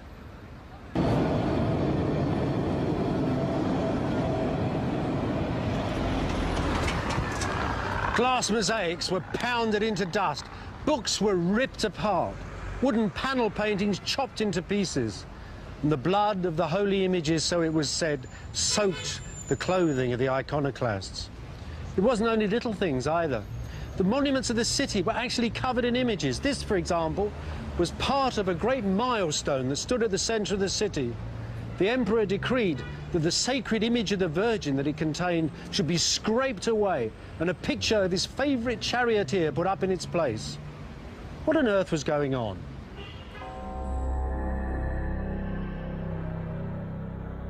Once more, signs and symbols tell the story. About the year 750, that same emperor who so hated holy images restored this fine old church, St. Irene's in Constantinople. The plain cross is the measure of the man. The pious Emperor Constantine V, a single-minded soldier. Like other emperors and generals of the time, Constantine V believed the sacred pictures were evil in the sight of God. The church contains no other images. We move in a dangerous and mysterious age.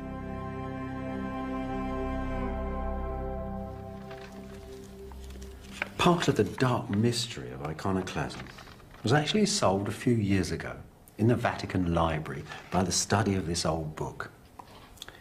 Now this book, well, it was clearly more than 1,000 years old, but the text in it was twice as old as that and more. This is called Ptolemy's Handy Tables, and it was written in ancient Alexandria in Egypt, and it describes all the passages of the stars and the sun and the moon through the sky. What was so remarkable about this copy of it was not simply its beauty, but also the fact that it had been written at the height of iconoclasm, right at that burning beginning when every image in the churches were being destroyed. Now the key of this book and the central image of it is this beautiful plate in the front. And it shows you, it's a sort of a diagram from the most ancient world of astrology.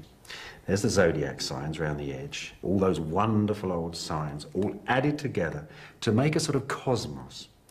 And in the middle, this iconoclast artist has actually painted Apollo, the sun god. This is the ancient Greek world. It revolves around the sun. And there's Apollo in his chariot sailing through the sky. Isn't that extraordinary?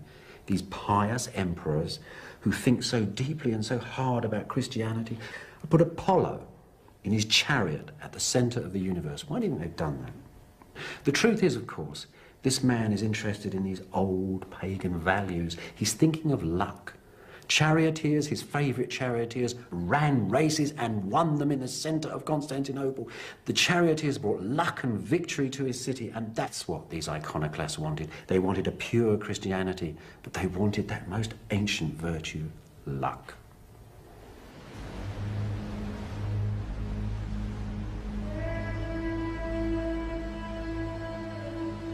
In the great spasm of iconoclasm that passed through Byzantium in the 700s, the monasteries and nunneries along this lonely coastline to the south of Constantinople sheltered both the artists and the holy images.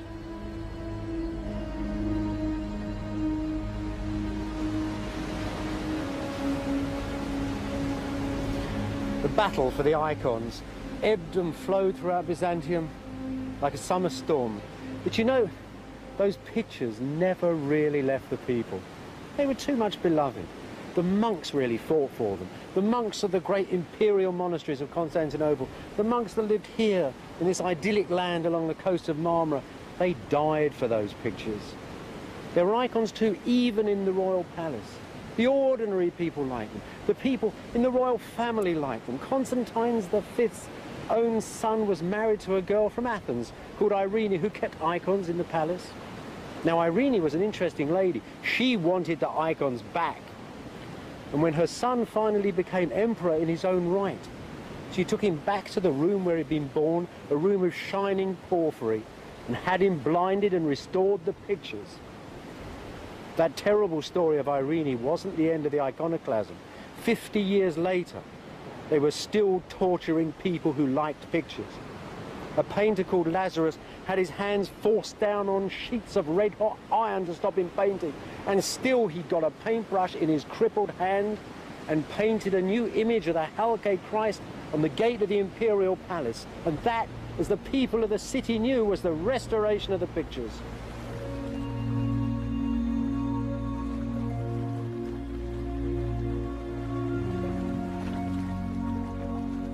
In the year 867, on the 29th of March, the Patriarch of Constantinople, one Photius, dedicated the first pictorial mosaic in the Church of St. Sophia, the great cathedral of Byzantium.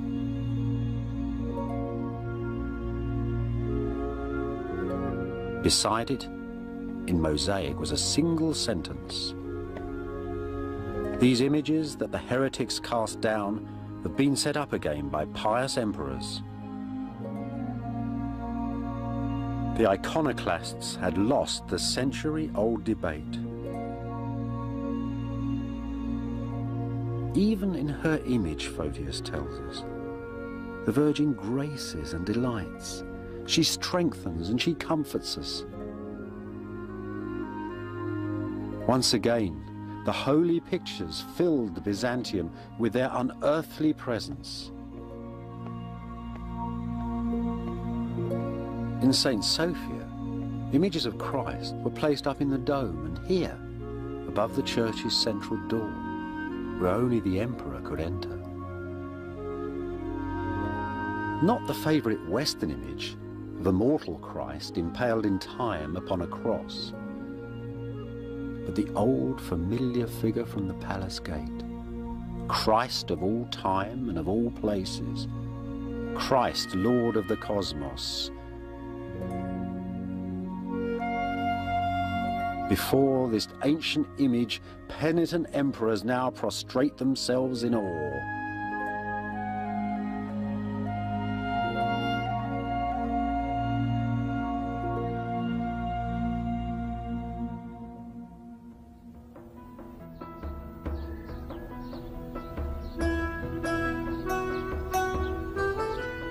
Not long ago, there was a better ending to this story. Here, in the ancient walled city of Nicaea, close to Constantinople. In the first years of Byzantium, the Christian creed had been written in this pretty little city, and approved here too, by the first council of the church. Over the following centuries, Nicaea had filled with little churches. One of them, a miniature St. Sophia, decorated with mosaics that celebrated the return of icons after the iconoclasm. Now, though, you can only see the glittering scenes in old photographs. The triumphant angels, the exquisite Madonna drawn over the shadow of the iconoclast's plain cross. All of this was blown away in the Greek and Turkish wars of 1922, and each side still blames the other. How is it that people can show such tremendous ferocity to such quiet beauty, such passive images? Well, I think it depends upon the way you look at pictures. You see, that Virgin that stood here in the nave of this church, like the one in St. Sophia, wasn't like a Western picture. It wasn't just a picture of a woman in a blue dress sitting on the chair with a sacred baby. It wasn't like a record of an event. These pictures were actually intended to actually take part of the identity of the Virgin, part of the eternal cosmic identity of the Virgin. Something was there at the beginning of time and there at the end of time, and you had it in your church. As every little icon, every little picture throughout the empire refracted these bits of holiness throughout the empire. The emperors didn't want that. They wanted to gather all that dispersed holiness around their own person in the city, along with the sacred relics inside their palace, just as they collected the taxes. So they wanted that power to themselves. But the Byzantines came from one of the most ancient cultures of the Middle East. The people wanted their images. So the triumph of the pictures, you might say, is really a compromise. The emperor gets his sacredness, his divine power, and his taxes in Byzantium, and the people get their pictures. The compromise is the most indelible aspect of the Byzantine identity.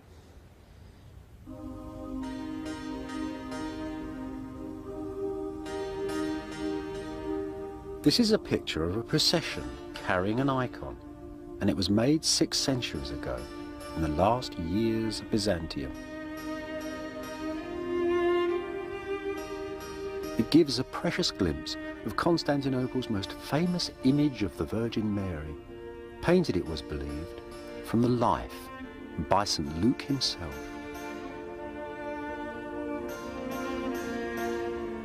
Underneath are some of those who centuries before had fought iconoclasm and found their way to paradise.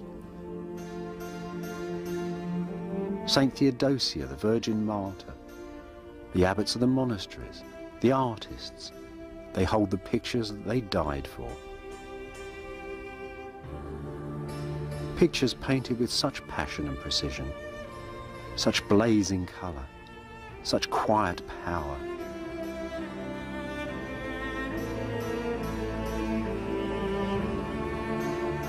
They say that on the last night of Byzantium, on the evening of Monday, the 28th of May, in 1453, just hours before Constantinople fell to the armies of the Turks, that the Virgin came down into her city for the last time and took her picture back to heaven.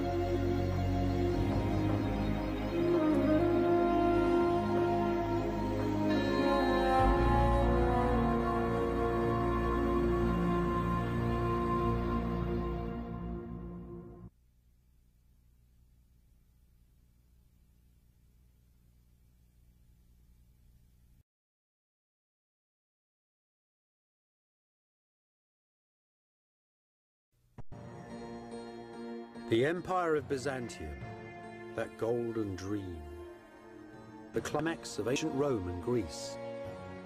One emperor, one single faith. A dream that lasted for 1,000 years, a dream shattered by the armies of the West.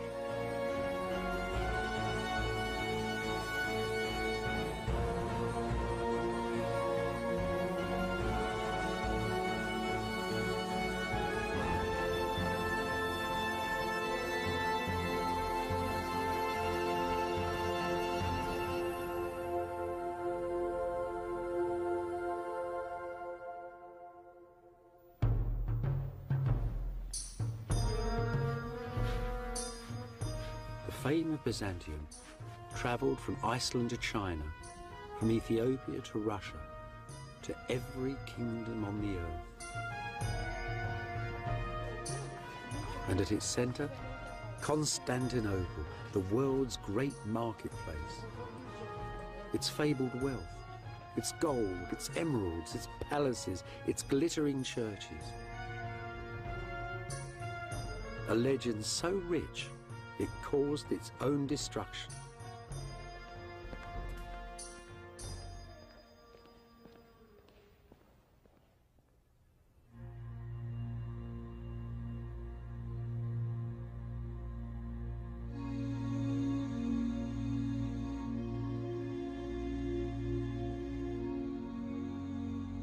Founded in the year 330, the Christian Empire of Byzantium had its centre here, in Istanbul, in modern Turkey. The Byzantines called this city Constantinople. 1,000 years ago, it was the richest city of them all, the eye of all the world. In the very centre, the ancient church of St. Sophia, converted now into a mosque. Here, the emperors of Byzantium met the King of Heaven, the lords of this world and the next, the centre of the Christian universe. Visions of this holy city and its golden emperors filled the mind and the imagination of every medieval prince and king until one day, an army of the Christian West came here and destroyed it.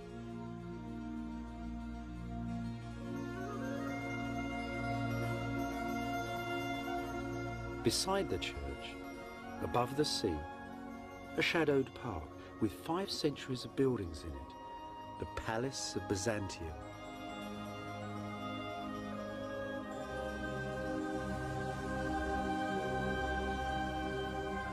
A 1,000 years ago, there were gold pavilions here, chapels, mansions, set in a sea of green. An earthly paradise, one of the most potent ancient legends of our planet, the home of God's emperor on earth. So where is the Holy Palace of Byzantium in modern Istanbul? That's a lump of it there. That sad, pathetic pile of brick. You have to go into the streets, into the alleyways. You really need a map. Look, I'll show you. Modern Istanbul. Why the map's always open the wrong way? Modern Istanbul, ancient Constantinople. I'll show you what I mean. Look, there's the great Roman roads coming into the centre of town. The Hippodrome, where the people met the emperor. The great church just beside it. And there, between that wall and that one there, that whole area was all palace. Dozens of buildings, dozens of churches, all together, high and glittering right across the hill. So you might ask, where the hell is it now?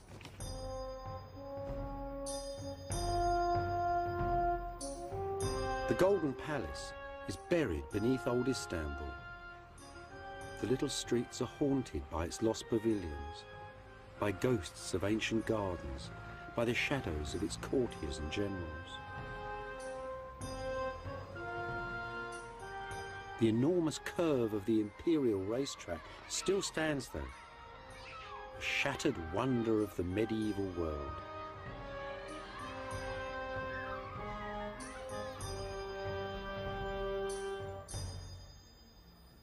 We're right at the very heart of the Palace of Imperial Byzantium, and there's a corner shop. Well, at least you could say the Byzantines invented corner shops. They had a law about them. There should be one in every street, they said, for the necessities of life. That there, though, that's something else. That's a part of the palace itself. Just part of the foundations, though. Once they held a great high terrace, not that tea house up there, where the emperors walked each evening in the fading light, their fine silks flowing gently in the fresh sea breezes.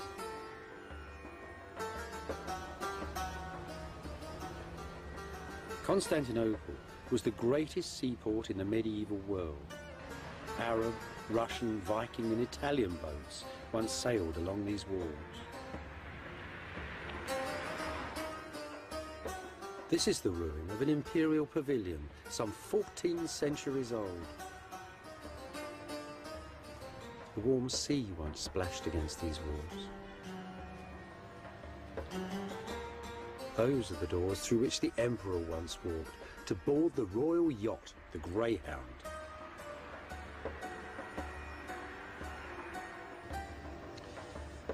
The emperors like to live beside the seaside, so it's always a good idea to, when you're walking along the seaside walls of Constantinople, to look and see if these little gates give you something of the entrance to the palace. Some of them don't look much today, but they're very interesting. See this Greek text?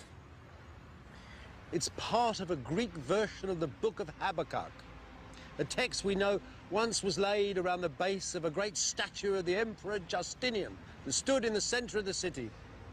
So this, then, is not an ancient gateway, because that statue was still standing a few hundred years ago. Where on earth can we find the picture of the Palace of Byzantium?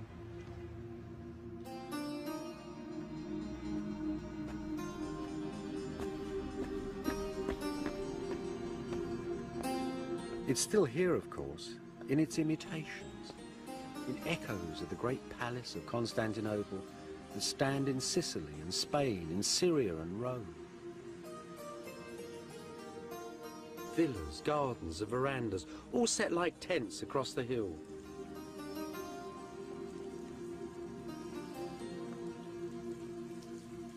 scented courtyards, splashing fountains, a world that ordinary people never saw. Some of their very stones were plundered from the golden palace of Byzantium.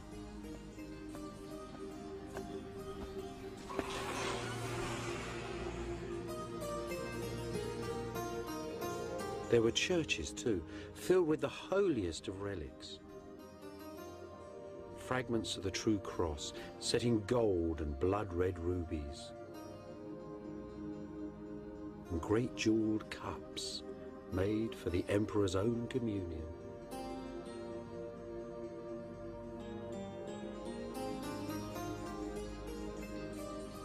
And at the heart, at the very center of this magic palace, Byzantium's throne room, the throne room of the Emperor of Christendom. As you approach the imperial throne of Byzantium, you'd have felt as naked as a man on Judgment Day, utterly defenseless. The man who sat on that chair didn't rule by the will of God. He was the will of God on earth.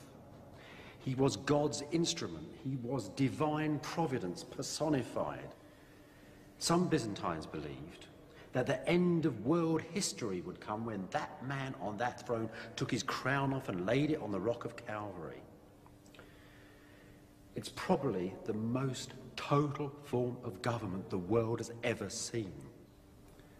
You don't have, for example, participatory government in this. Who can participate in the will of God? You can only bow before it.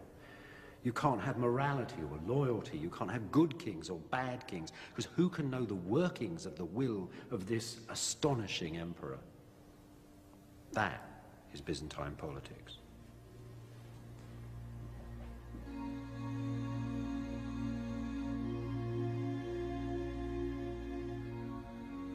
Byzantium ruled with cosmic certainty.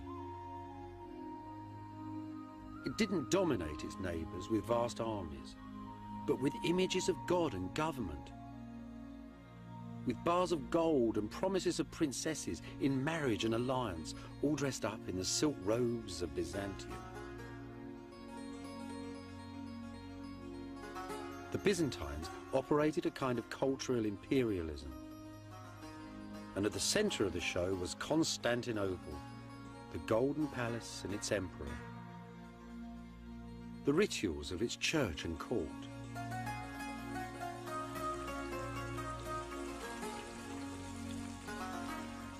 In the 10th century, diplomats and merchants, Easterners and Westerners, all give astonishing descriptions of a weekly procession that wound through the cloisters and the gardens of the palace, all filled with singing choirs, and ran up to the great church of St. Sophia. Behold the morning star, they sang, as the emperor approached. In his eyes the sun's rays are reflected. Adore him, ye nations, bow the neck to his greatness. The whole world agreed that this was the most magnificent, the most awe-inspiring sight on earth.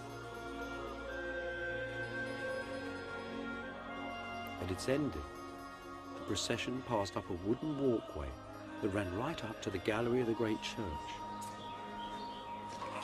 and entered St. Sophia through this door.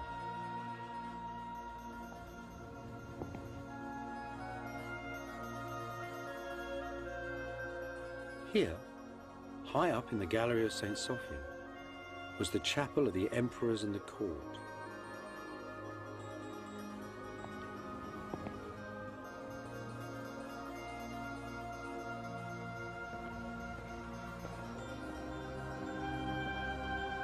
Below the balcony, in the incense and darkness of the ancient church, pilgrims from Asia, Africa and Europe visited and kissed 1,000 holy relics, a little holy land of marble, gold and bronze.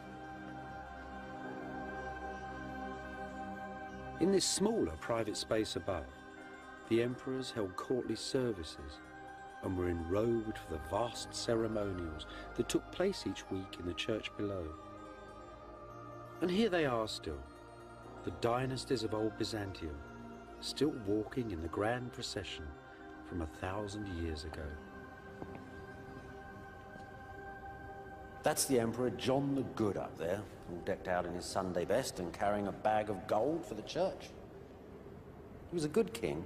He was from the Commagene family. It was a noble dynasty, died out in 1185. That's his wife, Irene. She was a Hungarian princess. See, she's got blonde hair. And that poor little weedy chap round the corner is their son Alexis. John desperately wanted him to succeed to the throne, but he died young.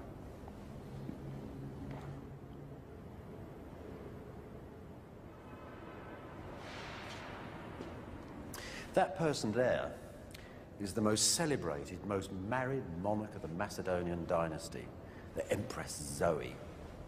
Zoe ruled Byzantium in her own right in the 1050s. But Zoe also had royal blood in her veins, and she legitimized 3 successive husbands as emperors. That's the last of them, the pious Constantine IX. If you look closely, you can see that the head of that figure's been changed. I bet there were portraits of her other 2 husbands underneath.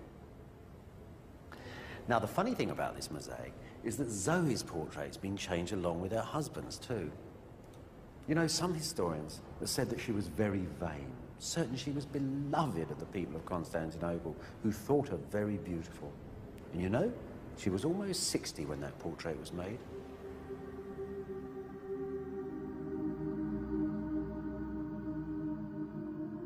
In the year 987, Russian ambassadors came south into the sun to see Byzantium. They told their prince, the ambitious Prince of Kiev, that they couldn't begin to describe the splendor of St. Sophia. They could only say that God dwelt here within it, and they were all baptized. Just as it intended, Byzantium had dominated its neighbors with pious splendor and magnificence. These Russians, though, were tough and warlike. Despite their newfound faith, they still hovered dangerously on Byzantium's northern borders.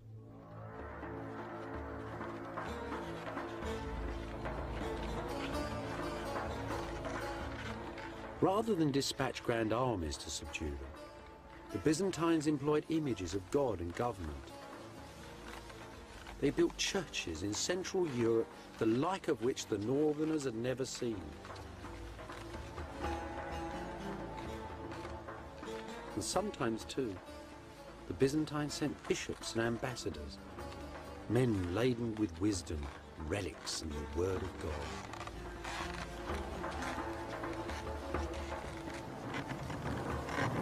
The Byzantines didn't like to travel north in the winter. The diplomats had to go sometimes with little bars of gold stamped with the emperor's name, wrapped in furs and stuffed under the sledge out of the way.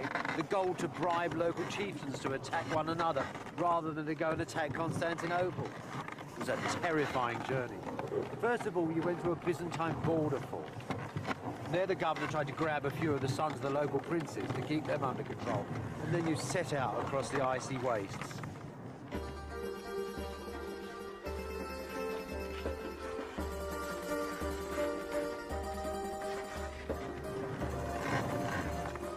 When you met some villagers, you might give them some silk, brocade, or pepper, or leather.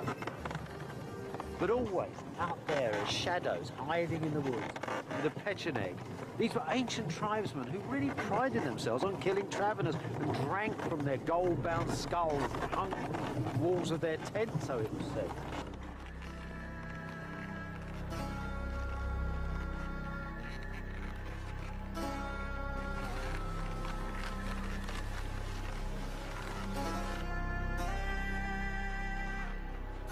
After months of travel, you'd arrive at the side of the frozen river Dnieper and look up at the great fortress of the ruler of Kiev, the prince of the Varangian Rus. Before Byzantium, the princes of Kiev had all lived in wooden huts. These towers and domes and all the dreams they hold came here from old Byzantium. And the story of their making is an extraordinary tale.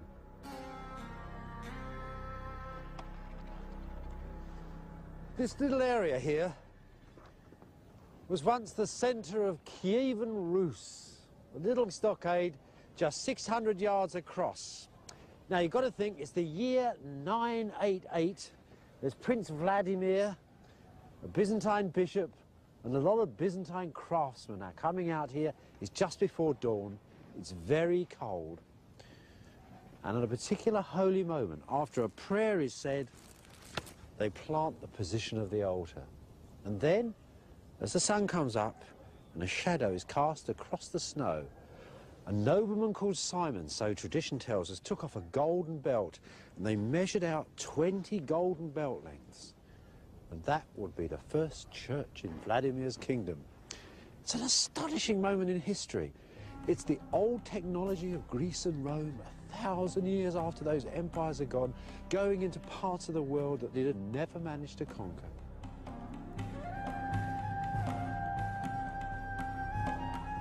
Vladimir's church is gone now. There's still a few bits of the floor left, though. Some precious relics of a tremendous Byzantine achievement.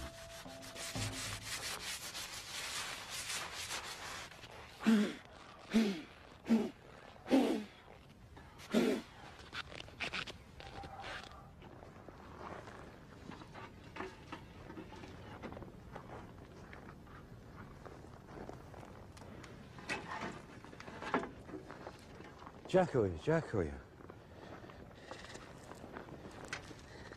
You know, it's at times like this, archaeology really comes alive. Look, this isn't just a little old bit of brick or mortar or something. These are the first bricks ever laid in Central Europe. It's not just stone on stone either. This is like somebody got into a Cadillac and drove it into the middle of the Amazon and parked it in a village where nobody had ever seen outside people before. This is astonishing. Look, it's only a bit of ceramic and a bit of mortar.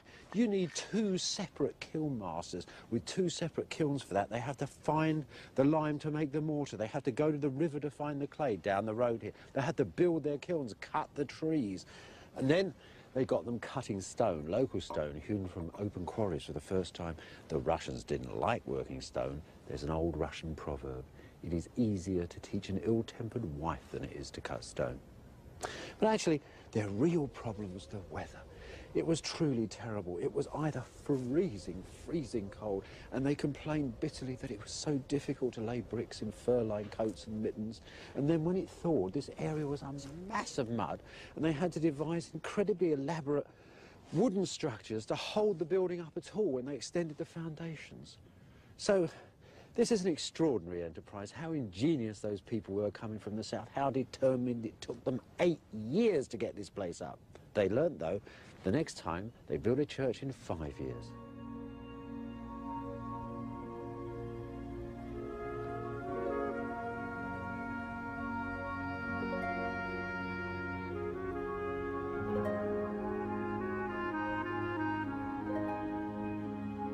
This is the church they built, the Cathedral of St. Sophia of Kiev. Beneath the old Ukrainian domes, Byzantine brick and ancient Greek geometry. These could be the walls of an imperial church in ancient Constantinople. Inside, memories of the palace of all palaces and the church of all churches, the original St. Sophia at Constantinople.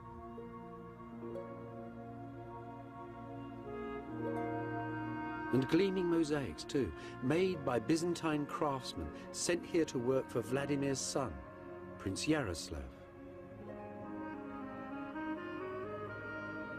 Carefully preserved images of Jesus, Mary and the saints, images of government and holiness to pacify the north. The heavenly court of old Byzantium, floating high above the Prince of Kiev.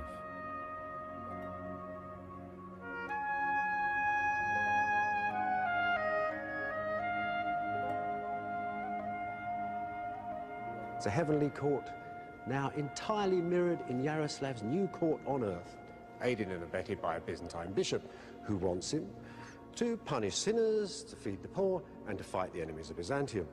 But there's something else going on in this wondrous building. Something else yet more subtle. It's like a soap opera here. It imparts manner, it imparts gesture. It shows you the Byzantine way of walking and talking. And between that fierce structure and this new manner, the old order of Rus was entirely swept away. But you know, despite all that, the Byzantines never really trusted the Rus. They did have worried, though.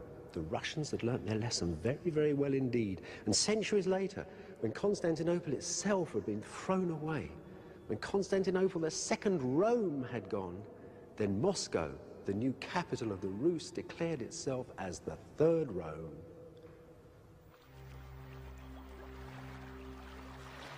Just as the dangerous northern tribes passed under Byzantium's golden spell, so did its southern European neighbours, in Greece and Italy and the islands of the Mediterranean. Venice, that ancient little town set on the mud banks of a North Italian salt marsh, was the owner of a powerful fleet of warships, as much a menace to Constantinople as were the tribesmen of the north. Beneath the stones of Venice, then, the bricks and columns, the technology and arts of old Byzantium. Just like Kiev, Venice's first churches and its most powerful images of God and government all came here from Byzantium.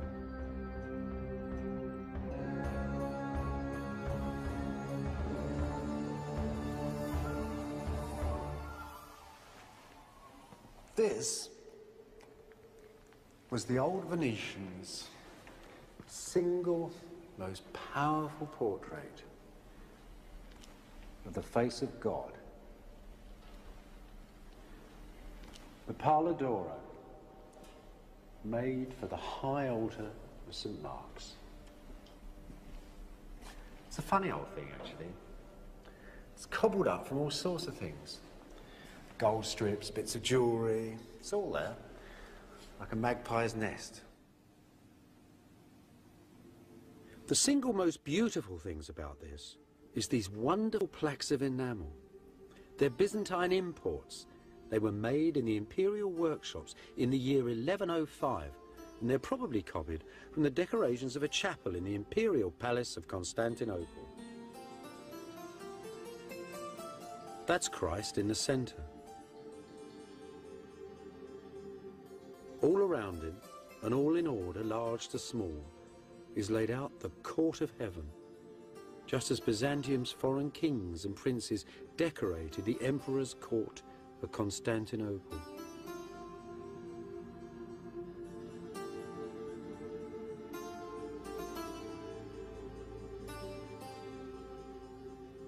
If you were a useful ally for Byzantium, and you sent off 30 or 40 pounds of gold to Constantinople with a humble letter, the emperor might just honour you with some of these panels, pictures of God and your local saints, and portraits too of you amongst the golden prophets and the angels of Byzantium.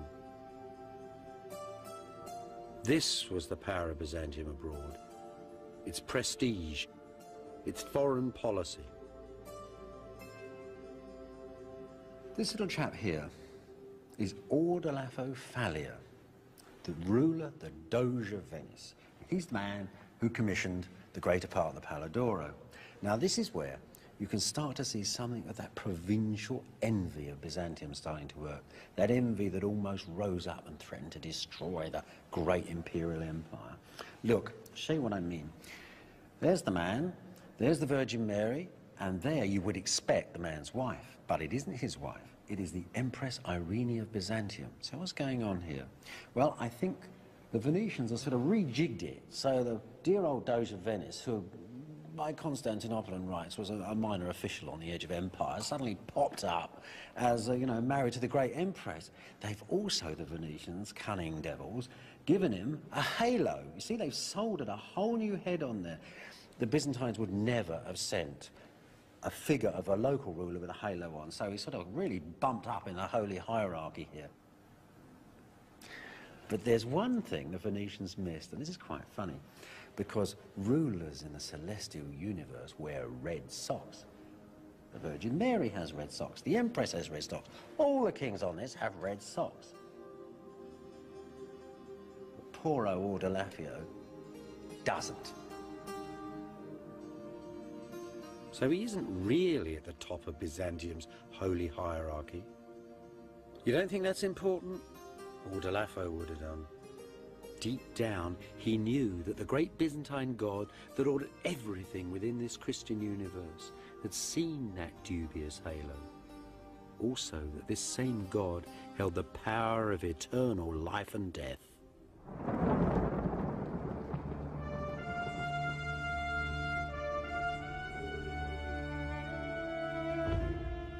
By the Middle Ages, Byzantium's most powerful images of God and government had crossed the Mediterranean and penetrated Central Europe too. And always, at the very heart of this Christian universe, was the golden emperor of Byzantium and the glittering city of Constantinople. What did that legendary city really look like?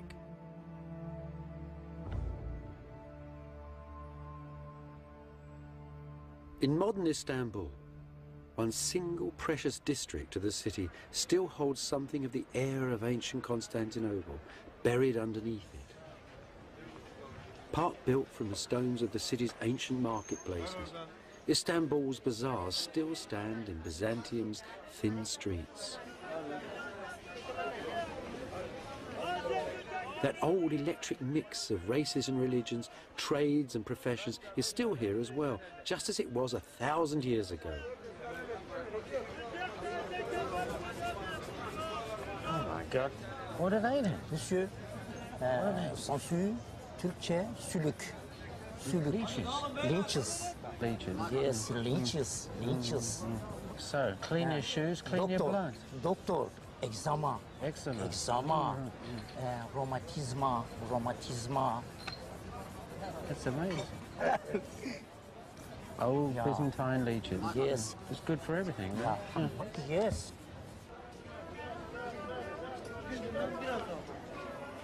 Set between the east and west, Constantinople was the world's great marketplace, a living legend. Goods from Byzantium's bazaars are found today in excavations in Sweden and Afghanistan, in England and in Russia. And like Coke cans in the Gobi Desert, they give out a very special buzz. Something for your constipation. Henna for your fingernails. And come in. Everything the Byzantines had. Sultanas. Bet they didn't call it that. In Byzantium, women mostly made the deals. Nowadays, though, the traders here are men.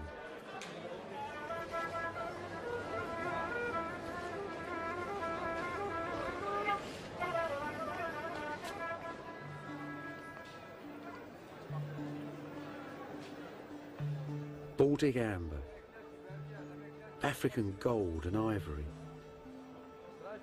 Asian gemstones, Eastern silks and spices, and multinational traders, Italians mostly, buying and selling everything you could think of.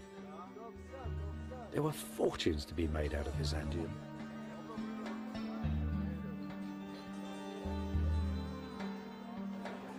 You know, the weavers, the great silk bazaars of Byzantium have been famous for centuries upon centuries.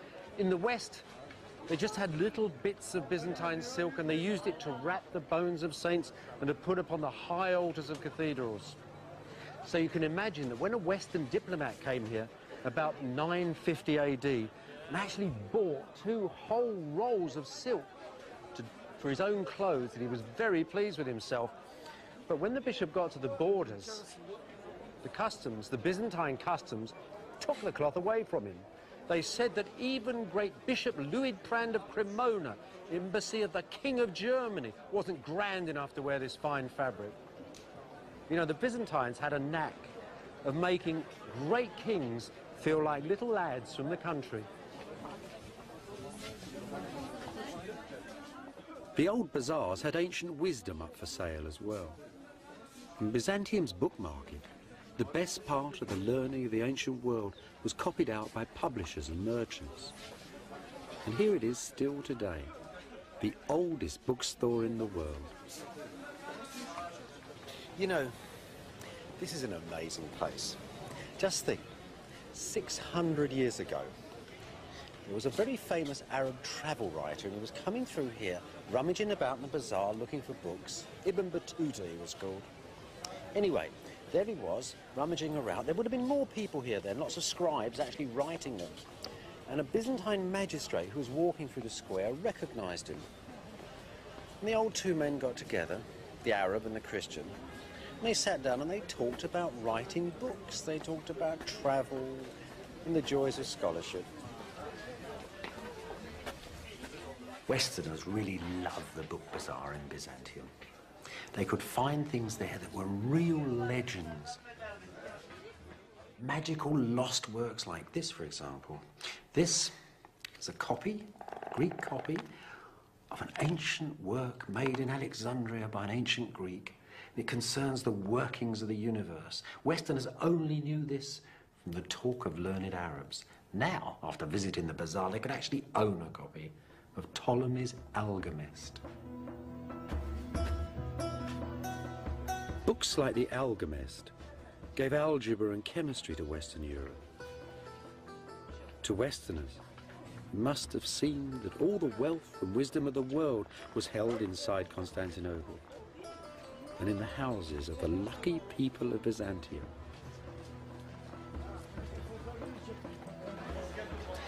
The Byzantines lived in a very face-to-face community. It was a very tight, enclosed world. They were incredibly superstitious, always looking for signs as they looked at each other, things that might change the meaning of their relationships with one another. The angle of a man's shoulders could tell you if he was having an affair. If you had a dream that you'd put on a pair of shoes and weren't going anywhere, it meant you might be getting married. You could nod at a woman and it meant that you would be having an affair with her very shortly. Superstitions everywhere. They divined the future by listening to thunder, but above all, they loved charms and trinkets, things you can buy in bazaars, glittering treasures. And that is the greatest charm of all. It's been around for thousands of years before Byzantium, and it'll go on for 1,000 years beyond us all. It's a charm against the evil eye. The evil eye, of course, is envy. That thing that's so destructive inside small communities, and so destructive for Constantinople too. Constantinople was called the eye of all the world. Everybody envied its gold and silk and pretty princesses.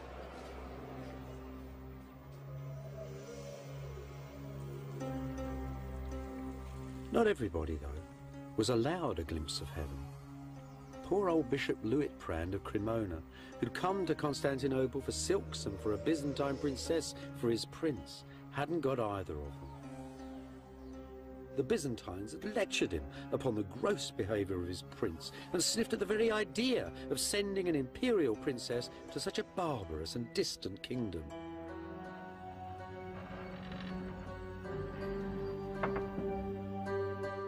Luitprand greatly resented these haughty Byzantines, especially the great warrior emperor Nicephorus Phocas, who came to the throne in 963. You wouldn't want to meet him on a dark night, Bishop Luitprand reports to his prince. He's a monstrosity in a smelly old robe, a dwarf with the eyes of a mole, disfigured, disgraced, pig-like, an Ethiopian. Every week, Luitprand continues, like some crawling monster, the emperor walks in procession to the great church, and the singers cry, "Behold, the morning star approaches." They might just as well sing, "Come on, you burnt-out old coal, old woman, clod-hopping barbarian."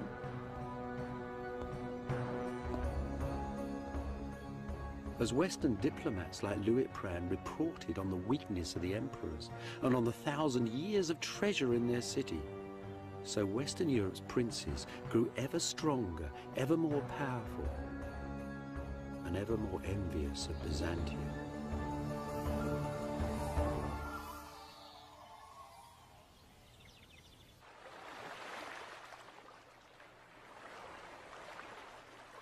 In 1204, the Venetians managed to divert a cutthroat army of crusaders from their sacred vows to capture Palestine for Christendom, promising them the plunder of Byzantium. They provided lists of the treasures and the holy relics inside Constantinople. On the 13th of April, Venetian war galleys sailed up to the city walls. And the knights of France and Germany, of Italy and England, jumped from the boats onto the battlements. The campaign that followed was a nasty mix of treachery and chaos. At the ending, the city's walls were breached and the imperial throne was overturned. Many Byzantine nobles fled here, to the palace of Black and Eye, where they were besieged by Henry, the noble Prince of Flanders. Now, the Venetians knew exactly what was in this palace. They even had an inventory of its contents. And when the nobles gave up the fight, they took everything they could out of the building. Gold, silver, precious jewels, silk, satins, ermine, minever. The haul was tremendous. More booty, it said, was taken from this town than from all the cities since creation. Over the next 50 years, half of Constantinople was boxed up, crated, and shipped out of the city to Venice and the West.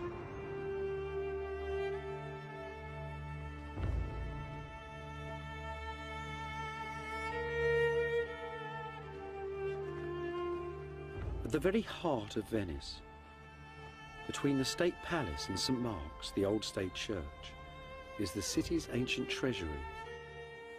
And the root of that treasure was the plunder of Byzantium. It was Europe's pawn shop, really. Emperors left their crowns here for cash. The King of France actually bought the crown of thorns from this room.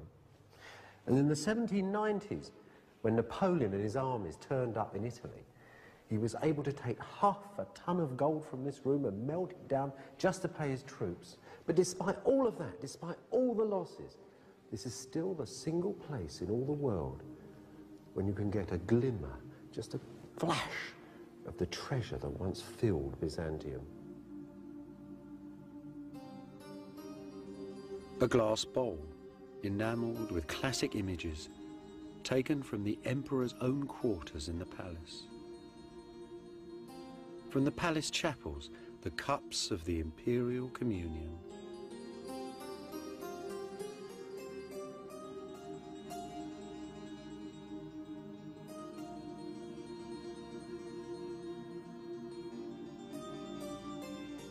A golden icon of St. Michael, studded with Indian emeralds. The Byzantines used its glowing colours to foretell the future. This too came from the palace, probably from the chambers of a queen. Inside St. Mark's as well, the altars filled with the holy relics looted from Constantinople. This superb Madonna, Venice's most holy icon, had been carried into battle by the Emperor Alexis Murtzouphlos. The Venetians tore it from his abandoned war chariot.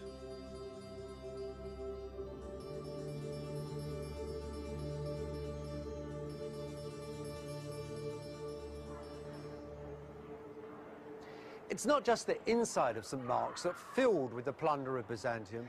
The whole outside of the cathedral is covered in stones stripped from the churches of Constantinople and shipped by the Venetian navy.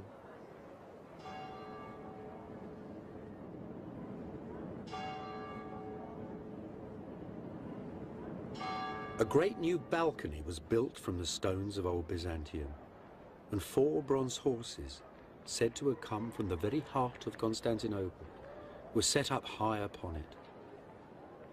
St. Mark's was plated with the plunder of Byzantium. Today, the old brick church has all but disappeared beneath the foreign marble. Shiploads of columns from Constantinople now decorate the doorways of the church.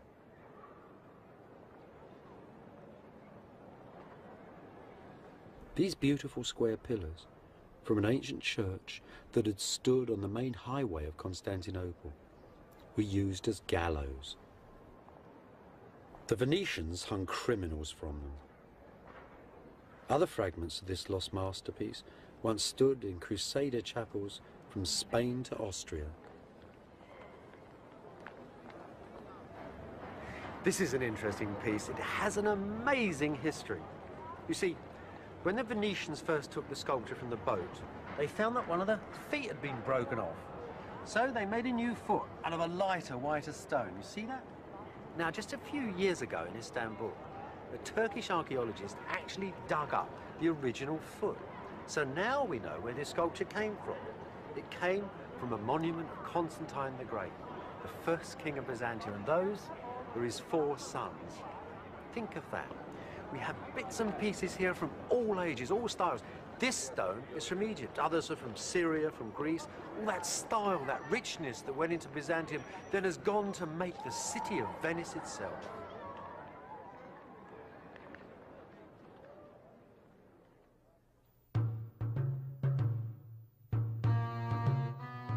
Byzantium didn't just make Venice beautiful. All the courts of Western Europe now held the plunder of Constantinople. Objects whose hypnotic sparkle crackled through Western Europe. In modern Germany, the little town of Limburg still holds one of these most alien objects.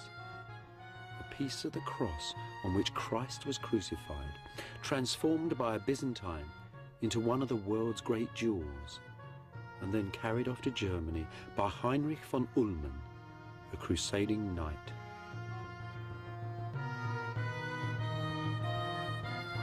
In 1235, when this church was just being finished and the Crusaders were still ruling in Constantinople, that doorway would have been surrounded by the ill, the mad, and the crippled, and the poor. They weren't just standing there waiting for handouts. What was going on was something rather unusual. Inside this church, inside all churches in Western Europe where there was a relic of a saint, there was a special power. This power came actually from heaven. And in lieu of hospitals, that was the best thing these people would hope for, was a cure. After all, Jesus had cured the poor. Now, saints were denominated as holy men by 2 things, by the actions of their lives and by the fact that their bodies didn't decay.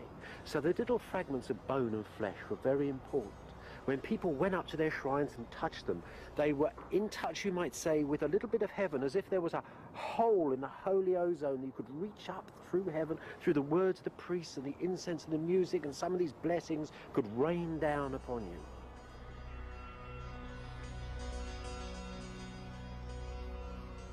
The relics of Byzantium, though, weren't relics of local saints. They'd been brought from the Holy Land.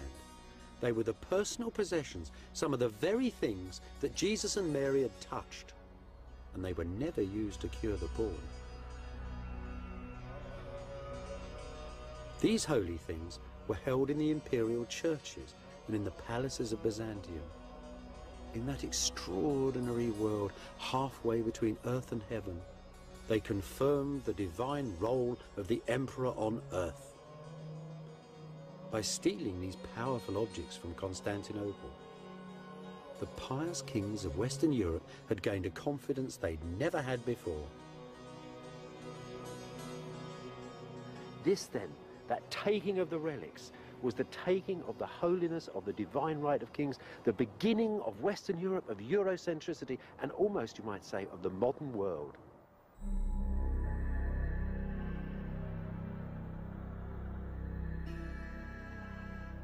Back at Constantinople, the Crusaders' colonial administration failed. The knights couldn't balance the books. Driven by debts and petty wars, they left for home.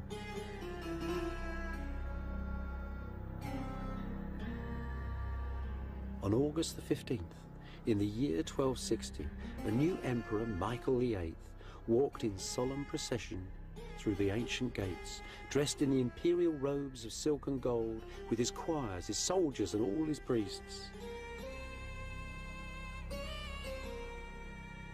Safe inside, he addressed the adoring people of the city, who'd laboured under foreign rule for 50 years and now celebrated the return of Christ's true emperor to the very centre of the earth. A while ago, God was angry with us and made the west into a great wind that blew us from our city, and we lived like the birds beneath the branches of a tree. But just as he'd promised Abraham the promised land, just as he granted my ancestors eternal victory, so he has given me back the sacred city. Michael might have thought that God had put Byzantium back into the centre of the cosmos. The truth was, the Crusaders had wrecked Constantinople, plundered it, broken it, destroyed it, and the emperor's return to great power politics was suicidal.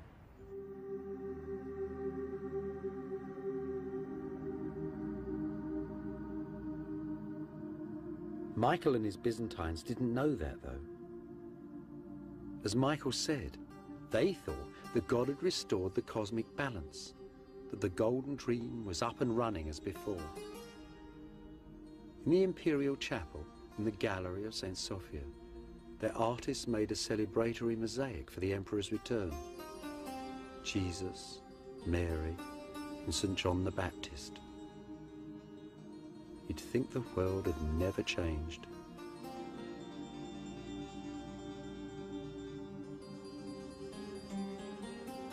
Just 20 feet away, the stone is said to mark the grave of the Venetian who led the Western armies to Constantinople. Enricus Dandolo, the man who broke Byzantium. His bones, they said, were thrown out the window into the street, and even the dogs wouldn't eat them. The great mosaic, though, humane, transcendent, optimistic, is the finest single work of all Byzantium's mosaic masters. See how it takes the light. The court of heaven shimmers in the church.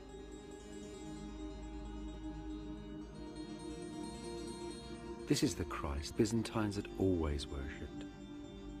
Not a Western Christ upon a cross impaled in dismal earthly history, but the old Eastern Christ, Christ of all times and of all places, Christ of the palace, Christ of Kiev and of Venice, Christ, Lord of Byzantium. The same Christ, too, whose relics and whose images now filled the churches and imagination of the West. The Christ whose soft, impassive face would watch his Eastern Empire gently fade away.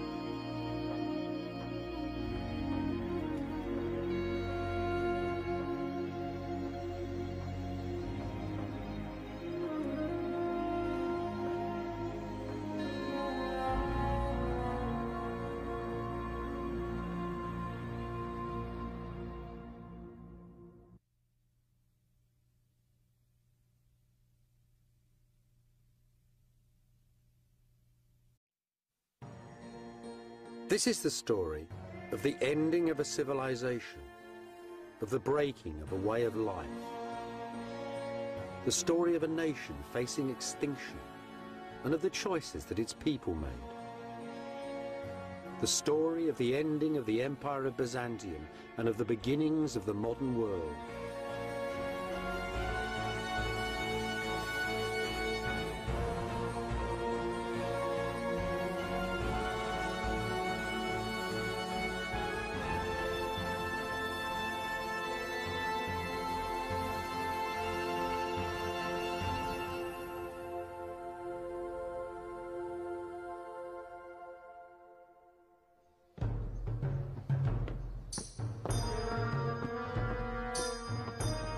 The last years of the Empire of Byzantium were filled with stress and beauty.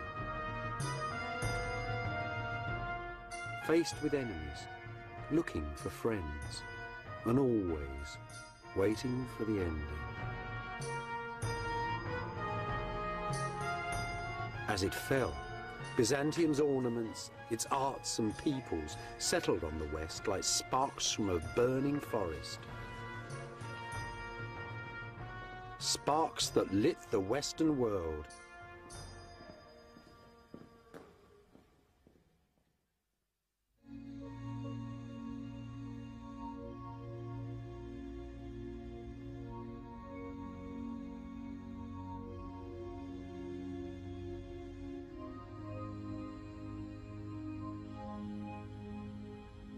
I'm standing high above the Golden Horn in Istanbul, in modern Turkey. I'm standing right on the edge of Europe, too. That's Asia over there. Now, 800 years ago, from here to the Great Blue Sea was the most famous palace in the world. Its wealth, its beauty, its sacredness was the envy of people from Iceland to China.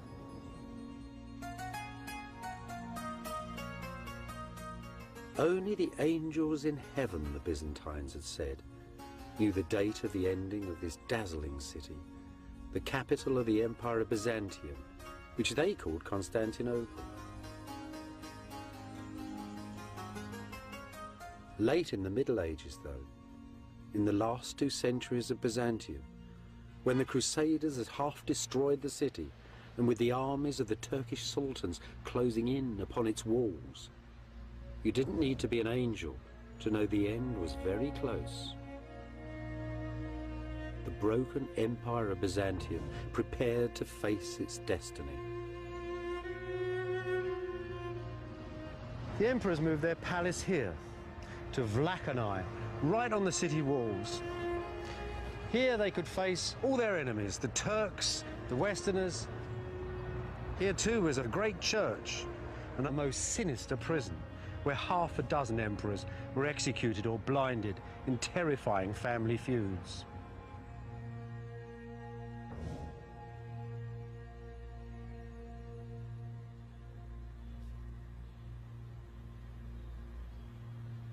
Just like the emperors, Jesus, Mary and all the saints had also moved out onto the city walls. This is the great monastery church of St. Saviour in Kora, St. Saviour in the fields. In the last centuries of Byzantium, the city's greatest icons were in this church, waiting to be paraded round the walls in times of siege.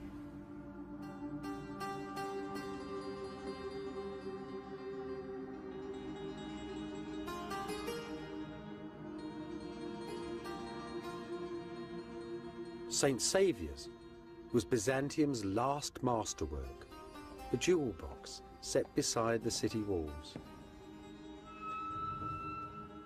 Inside these little city churches, many people found their individual answers to the most terrible dilemma that any culture has to face: the threat of annihilation, of the death of a nation. Imperial crown was stored here alongside the holy pictures. It's said that on the last night of Byzantium, on the 28th of May 1453, as the Emperor Constantine Palaeologus was praying, the Virgin Mary came down from heaven and asked him to return the crown to her, as God withdrew protection from his holy city.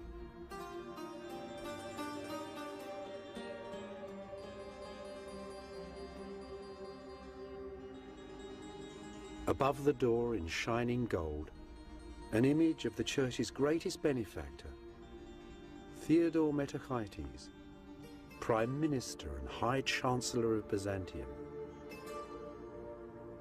Look at him with his turban and his caftan. The very model of an Eastern gentleman. Yet Theodore and the Byzantines were a very ancient people, the living remnants of the world of Greece and Rome.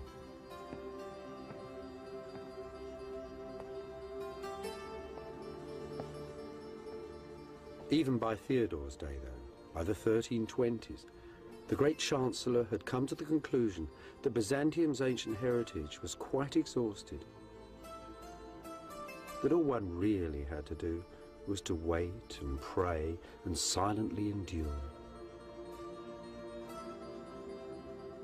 His church is a meditation on eternity.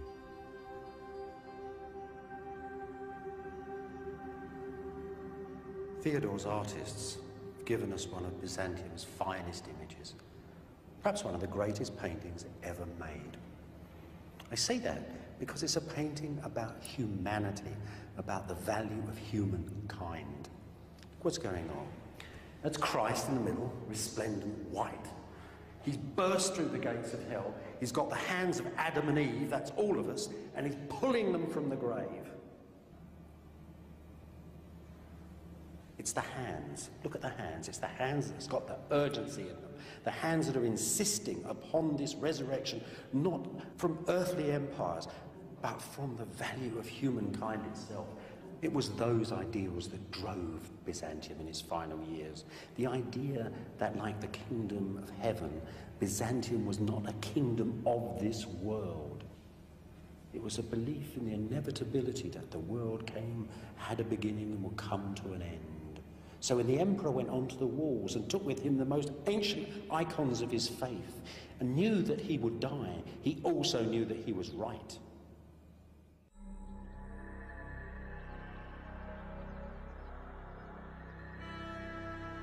Many Byzantines believed that if an enemy ever broke through these vast old city walls, the very statues of the ancient emperors would come alive and drive the invaders from the city. For them, Constantinople was a sacred city, the center of the world, inviolable. Yet they too could see the Turkish armies drawing ever closer and their ancient city descending into ruin.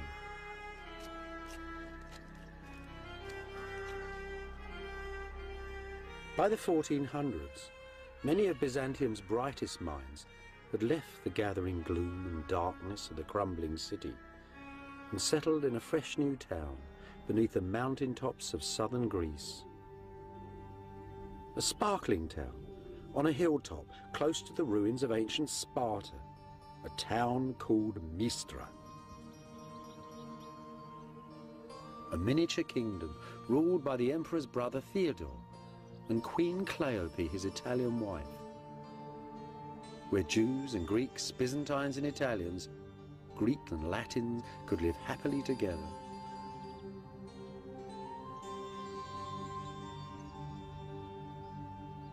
One of the lovely things about Mistra is how small it is, how tiny, how human. Everything here is democratic. As you walk down the street, you'd have bumped into everybody. You might have seen Italian merchants. You might have seen beautiful Queen Cleope walking amongst the flowers. And you might have seen the retired Emperor John, here to visit his family, now a monk buzzing busily from church to church. At the hub of Mistra's life was a charismatic teacher from Constantinople, a follower of Plato, the ancient Greek philosopher, a man called Plethon.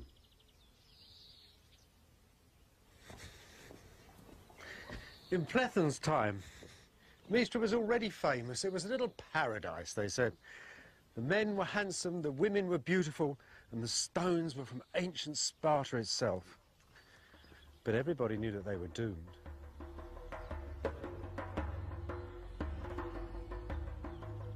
Here, Plethon founded the last academy of Greek philosophy. Here, he taught future patriarchs of Constantinople and future cardinals of the Church of Rome as well. As they mingled with the philosophers of late Byzantium, for a brief while, Western visitors to Mistra witnessed the last flowering of the living world of ancient Greece. This is the estate of a grand Byzantine nobleman. Not much left of the garden, just a few wild herbs and a little spinach. But you know, Plethon must have lived in a house like this. It really corresponds to the old philosopher's way of thinking about things. Upstairs, the noble family. Downstairs, the servants and the animals. The third class would have been the merchant classes. Lived in a bit of a smaller house. But this is grand. Look at the fireplace. Great big flue going up through the wood ceiling and the tiles to the outside. Just like a modern fireplace with a big canopy coming down the front. Those two holes there supporting the wood that held the cooking chain would have hung right down there with a big pot on it with two great stones underneath. Everything was cooked there. If they wanted to roast anything, they'd send it out to a local bread oven. Now, all the rest of the activity of this house went on in one big room. What you've got to think of here is little cubicles with curtains around. The lavatory, the beds, any little private areas that people wanted. This was a very simple life because these were the leading men of Byzantium. Plethon was very proud of it. He said that even great Queen Cleopatra herself, who would have lived in a house like this, actually had given up the soft and decadent ways of the Italians and taken up our own innocent behaviour, he said. So you've got to think, old Plethon, sitting perhaps in the evening light, looking out over the Vale of Sparta, what would he have done? Well, he scribbled letters to the Duke. Plethon was very worried about the condition of Byzantium. He thought the world needed reformation, and he came up with all these amazing ideas from ancient Greece. He was a bit of an old fascist, really. A lot of his ideas were terrible, but he was a magnetic character. People loved him. Like all professors, they loved listening to him and didn't take a word of notice of what he said.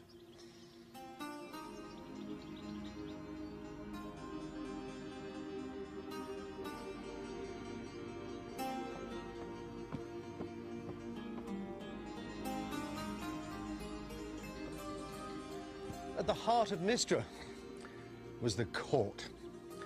And at the heart of the court, this little pretty church, named after the great old court church of Constantinople, St. Sophia.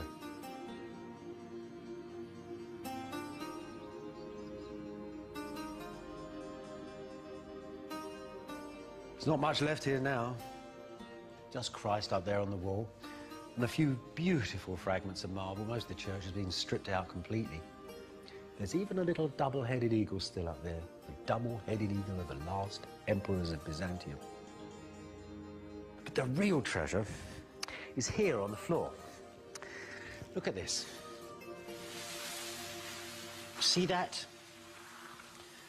That stone there, that purple stone, that's imperial porphyry. That's a stone, well, it's the half-magical stone of Byzantium. When this church was built, it hadn't even been mined for 1,000 years. Yet little chippings of it were taken around the world and set in floors like this. It was the stone in which Roman emperors had been born in rooms that were covered in it. This, though, was probably the very stone where the last emperor of Byzantium was crowned. Constantine Palaeologus, the last ruler of Mistra, was crowned here on the 6th of January, 1449. 3 years later, he died fighting on the walls of Constantinople as the Turks took the city.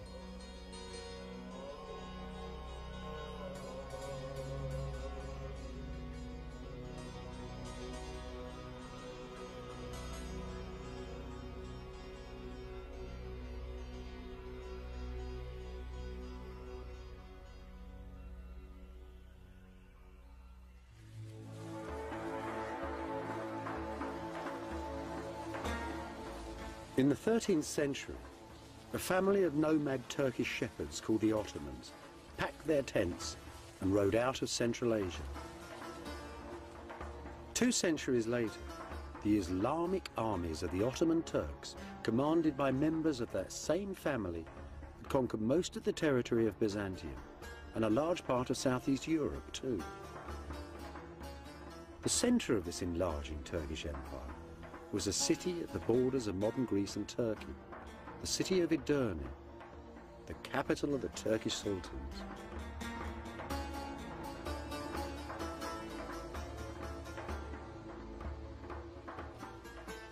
In those days, Edirne was a hectic international city, the city of great mosques, hospitals, concert halls, munitions works, and grand bazaars.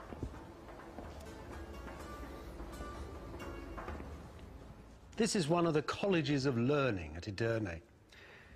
In Sultan Mehmet's time, there were many of them here, and they formed a circle like a university around the court. It was an international university. There were Italians here teaching the Sultan's children how to speak Greek. Byzantine nobles sometimes sent their children here for a good education. Old Plethon came here as a young man. Here it was he met Persian fire worshippers who taught him all about their strange religion. Here it was too. He first read the works of the ancient Greek Aristotle. Clearly this dynamic, international, rich, powerful society was far more than a match for the poor old empire of Byzantium.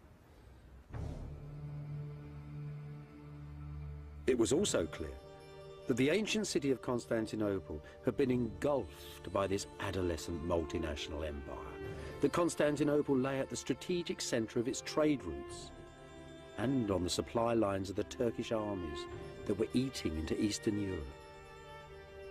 That is why Byzantium was doomed.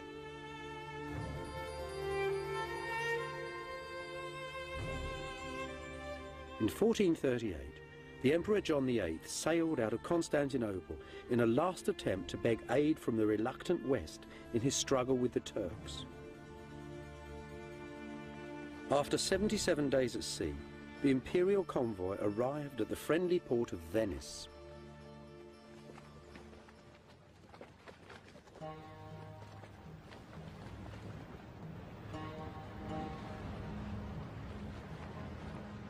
The West had always said that military aid for Constantinople was dependent upon Byzantium's reunion with the Church of Rome.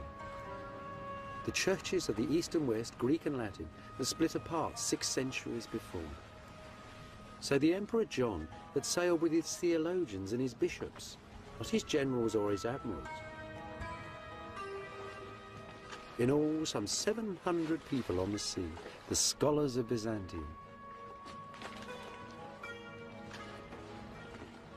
Plethon, too, had come especially from Mystra in Greece, as had many of his pupils.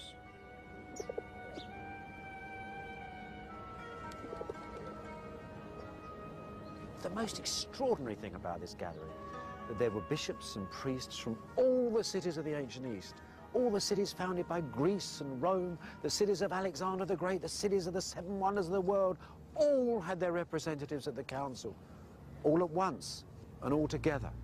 It was as if the old world had come to meet the new. But there was plague abroad in northern Italy. 2 Byzantine bishops perished in the first weeks of negotiations.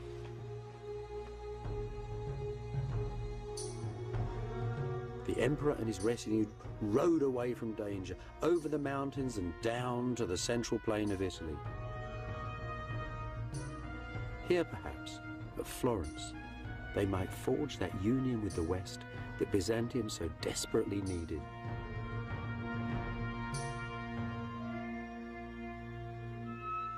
And here, too, they were memorialized in the frescoes of Benozzo Gozzoli, painted in the townhouse of the Medici family, the bankers who were sponsoring this Council of the Churches. That's John VIII, John Palaeologus from Mystra, Emperor of Byzantium, come to the West to seek aid. He'd ruled 12 years at this point.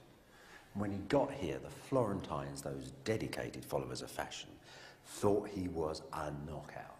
They had never seen turbans like that or crowns like that. The jewellers liked it. The Florentine weavers liked it. The painters liked it. This was a man whose dress and demeanour influenced fashion here almost for a century. They didn't like him much, though. They thought all the Greeks were haughty, sarcastic people who seemed to be laughing at jokes that they wouldn't share with the Florentines. Didn't like them at all, really. What they were experiencing, actually, was a typical Greek thing. It was the full force of the divine right of kings.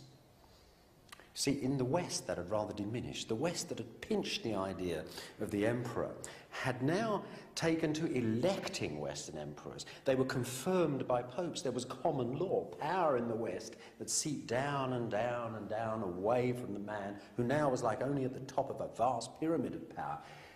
In Byzantium, everything resided in the one man. Now, in the West, and here it is, out for a stroll in the country, Cosimo and the other 700 Medici, all on their horses. This is entirely reversed. I mean, here you've got a man who is a banker, a politician, a multinational businessman, you might say. The West was entirely different. The central disagreement, then, was about these different attitudes to power in East and West, about power and precedence amongst the lords of earth and heaven. Most of the Byzantines, though, were insulted at the very idea of arguing about God, whose majesty and dignity was beyond all human understanding. They thought that the clever Roman clerics they faced each day were simply impertinent and immature.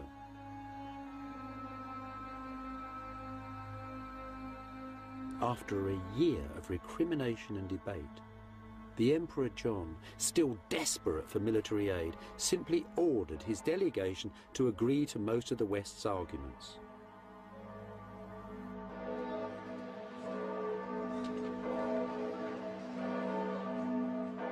On the 6th of June, 1439, a great act of union was signed in Florence Cathedral, right under the huge, beautiful, brand new dome.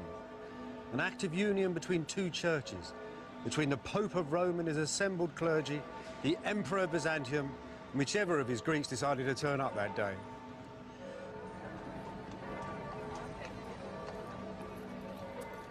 The real buzz in Florence, though, wasn't in the great cathedral, it was in the streets. The Byzantines were here. These weren't the old school teachers that rich Florentines paid to teach their kids. These were the geniuses, the brightest minds of Byzantium. And here they were, carrying all the wisdom of the ancient world, it seemed. Now, the brightest of all these Greeks was Plethon. He taught practically all the people in the Greek delegation. He came straight from mystery. He was very old, he was 80, and he was as charismatic as ever. He gave lectures here, and the effect was amazing.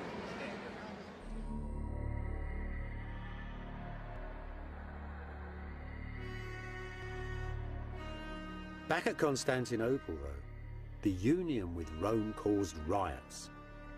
Italian priests were insulted in the city's churches, and Western Europe sent no aid. Disillusioned, disappointed, the Emperor John died a few years later and was buried here in the monastery of Christ Pantocrator, Christ, Lord of earth and heaven. And at this same monastery, Gennadius the theologian preached that the union with Rome would bring down the wrath of God upon Byzantium.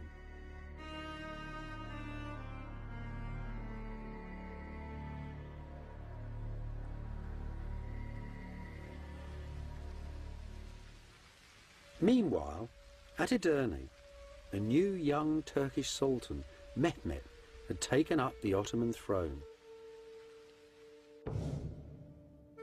At Constantinople, the new emperor, John's brother, Constantine, soon discovered that he now had a dangerous and most impatient neighbour.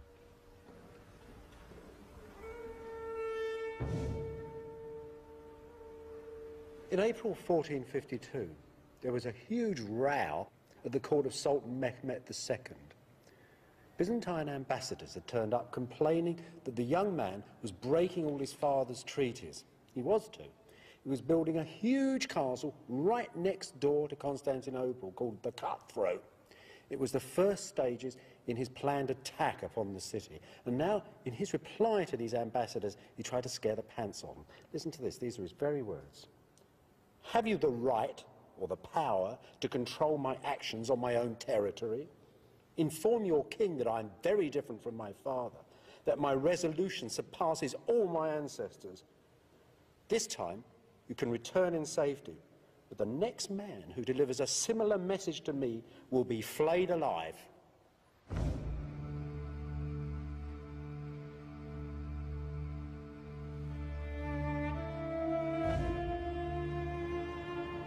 Back in Constantinople, the new emperor, Constantine XI, reluctantly composed his reply. "It is clear," he said to the Sultan, "that you desire war more than peace. So let that be your desire.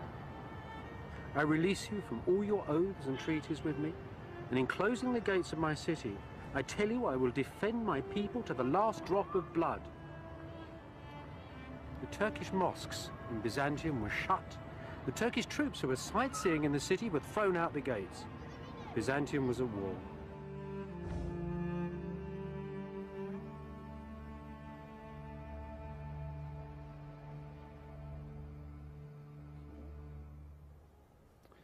Mehmet was actually very touched by Constantine.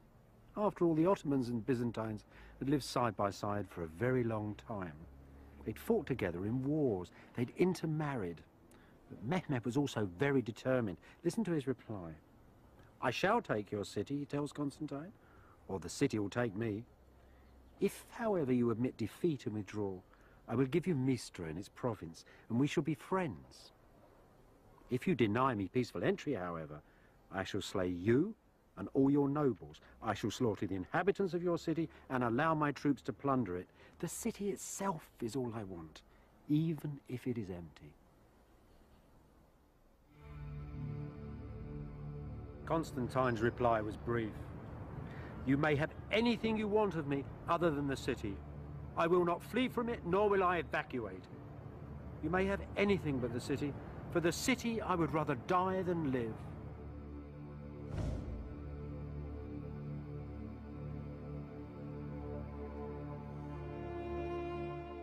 On the evening of the 28th, the Sultan Mehmet addressed his armies standing assembled outside the city walls. "I give you," he said, "the capital of the ancient Romans, the summit of power and glory, the center of the world. I give over to you the men, women, and children of this city, its gold and silver, its silks and furs. All I want are the buildings and the walls." It really was the standard offer of a medieval commander to his troops before the final assault. And they roared in agreement. "There is but one God," they said, "and Muhammad is his prophet."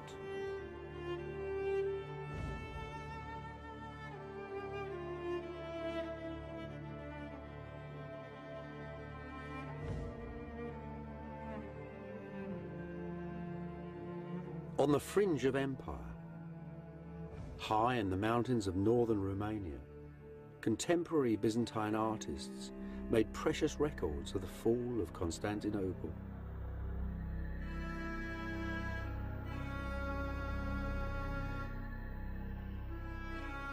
Here's the Turkish armies, waiting for Mehmet to order the final assault upon the city. The cannons, large as dragons it was said, brought down from Edirne to pulverize the city's vast old walls. The Turkish navy fighting all along the Golden Horn, forcing the tiny armies of the Byzantines to fight on two fronts at once.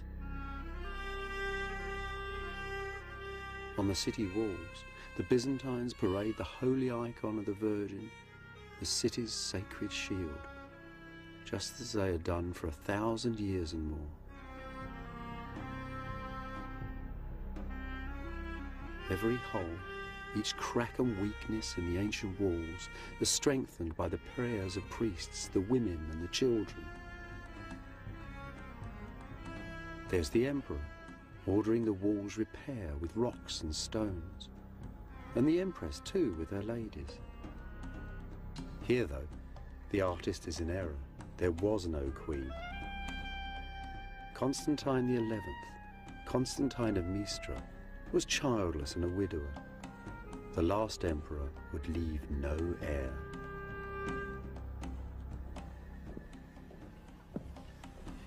On the last day of Byzantium, an eerie quiet fell over the city.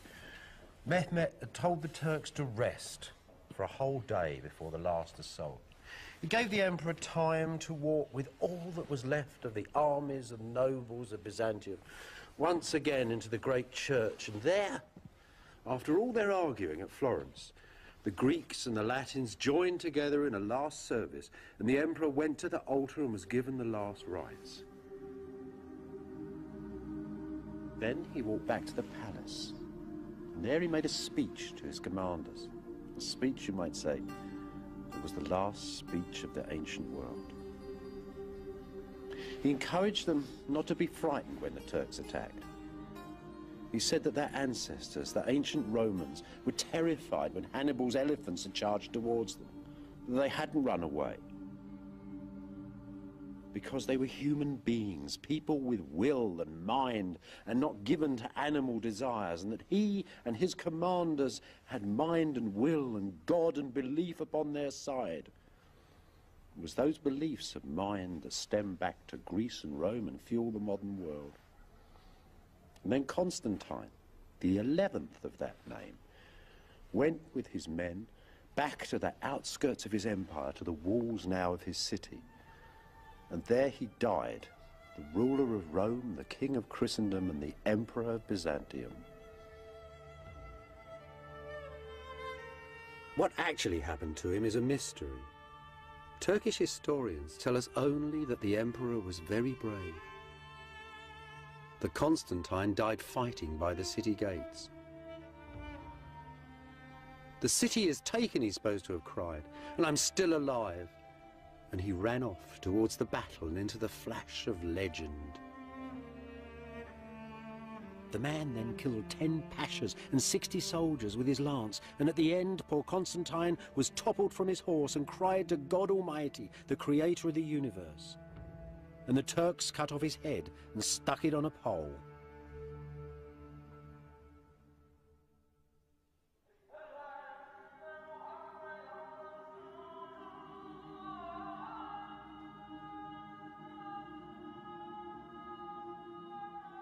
As he rode through the streets of Constantinople on the first day of the Turkish conquest, Sultan Mehmet found whole districts of the sacred city derelict and abandoned, saw hovels and graveyards built amongst the ruins of its legendary palaces.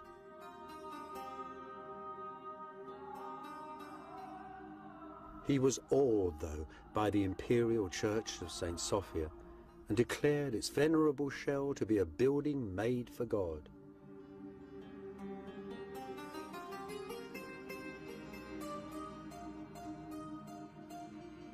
So the church of St. Sophia, the church of the divine wisdom, was converted to the mosque of Hagia Sophia, the mosque of the divine wisdom.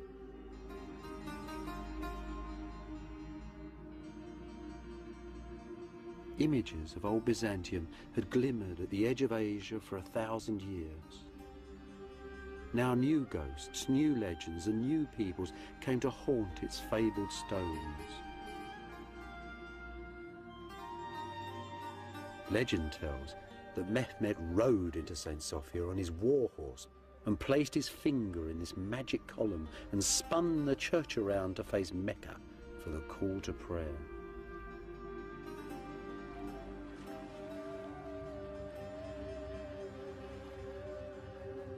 History tells that the Sultan ordered the tomb of Constantine the Great, the founder of Byzantium, to be demolished, along with the burial church of the ancient emperors, and this great mosque, the funerary mosque of Mehmet the Conqueror, was put up in its place.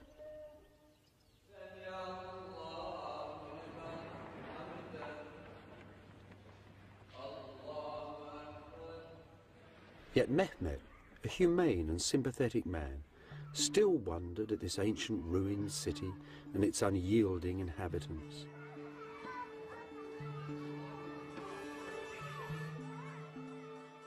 The most eminent Byzantine left alive inside the city was Gennadius the theologian. Mehmet visited him here, in the monastery of Christ Pantocrator. Who were the people of this crumbling ancient city, the Sultan asked him, and what exactly was their faith? Like most of the inhabitants of this most stubborn city, Gennadius would only answer for himself. "You may not call me a Greek," he said, "because I do not believe as those ancient pagan people once believed. You might call me a Byzantine, because I was born in this city. But I prefer simply to call myself a Christian." He might also have added that he considered himself to be an exclusive member, a leading light of the society that was God's kingdom on this earth.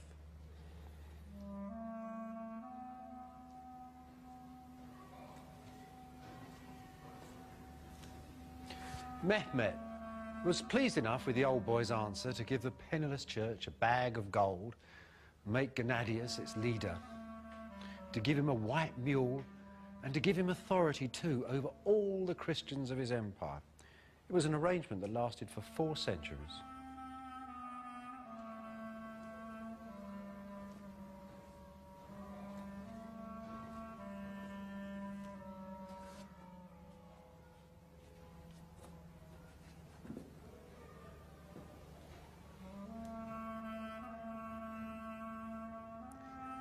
As for Gennadius' beloved monastery, well, its church became a madrasa, an Islamic public school, and one Zayrik became a very famous preacher in this city.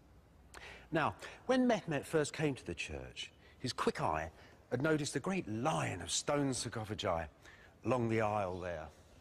In fact, they were the tombs, the sarcophagi, of the last kings of Byzantium. John of Florence was buried here, his brother, their queens.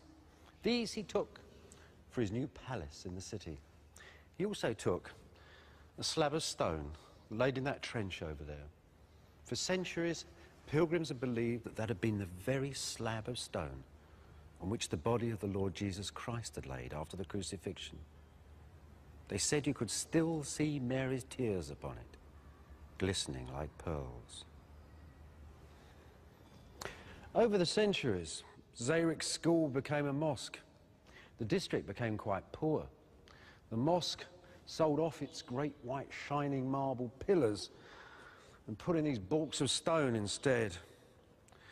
And the great screen, the altar screen from the church, whose golden panels now stand on the high altar of St. Mark's in Venice, were turned into that, a minbar, a pulpit for reading the Quran. So it all seems to have gone, doesn't it? But there's still something here. If you lift the carpets of the mosque and go through to the ancient floor underneath, then you'll see a memory of imperial Byzantium.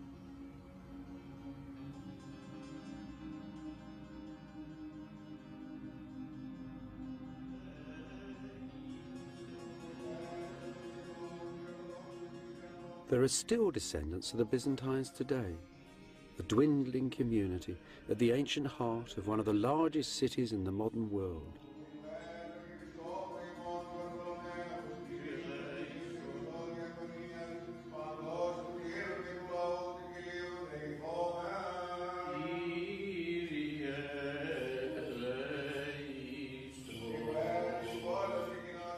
Their worship in this sole-surviving ancient church is guaranteed by the proclamations of ancient sultans hanging on its walls.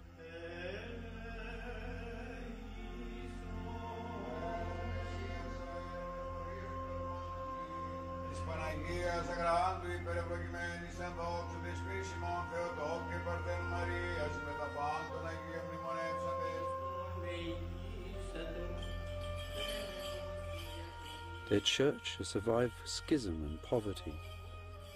For a while, the deep distrust of Rome led them towards Calvinism. But here they are still, in their holy city, with their own faith.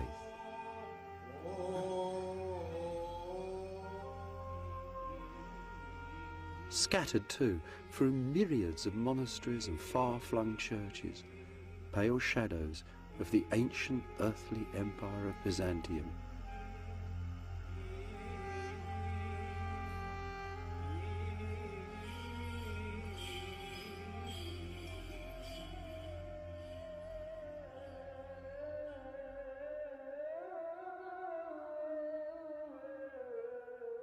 Most of Constantinople's ancient churches, though, were soon converted into mosques. This little mosque was once a chapel in the ancient palace of Byzantium. Endowed with lands and properties, these converted churches were transformed into self-financing charitable trusts, the religious and financial centres of the city's neighbourhoods, and the means by which Constantinople was converted to Islam and revived.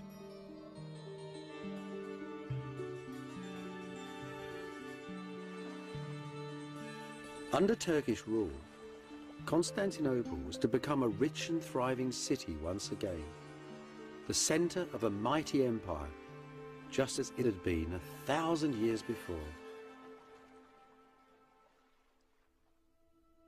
Just before the conquest of Constantinople, a radical young bishop called Bessarion, Plethon's most brilliant pupil, had returned to Italy and had been made a cardinal of Rome. Some historians detect his portrait in this tragic bearded figure talking with Italian friends, chic young men of the Renaissance, painted by Piero della Francesca.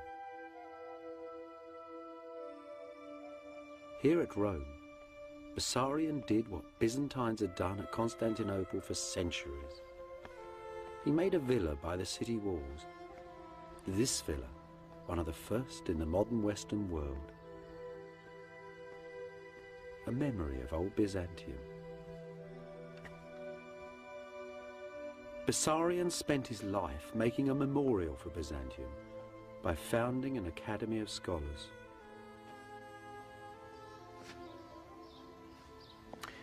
You know, I suppose Bessarion bought his academy here when it got very hot in the summer months.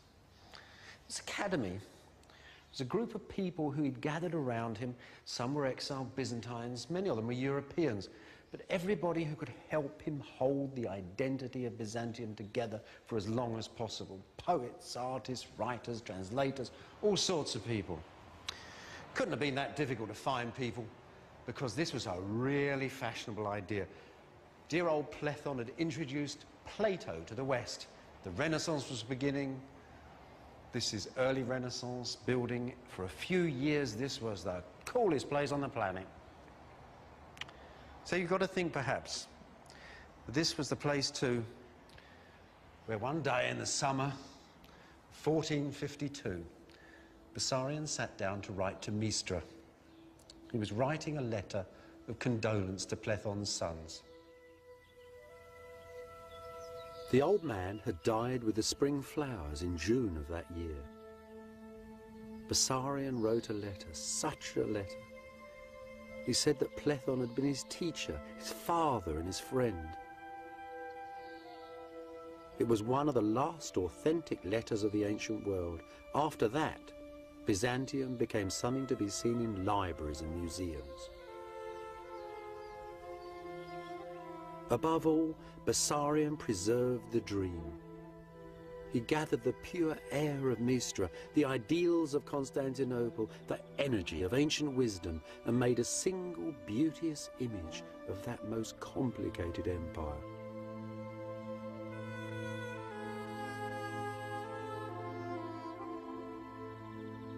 Bessarion was an enabler, a producer, a preserver of ideas and images, the assembler of the largest Byzantine library the world has ever seen. A collection whose fragments are still stored in the great libraries of the West. The man was Mr. Byzantium. He supported huge numbers of fellow exiles.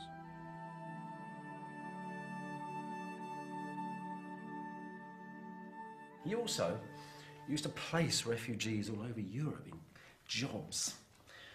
This is a handmade Greek text of Homer's Iliad, made by a refugee from Mistra. And in the front of this beautiful volume is a picture of Homer wearing a Byzantine hat.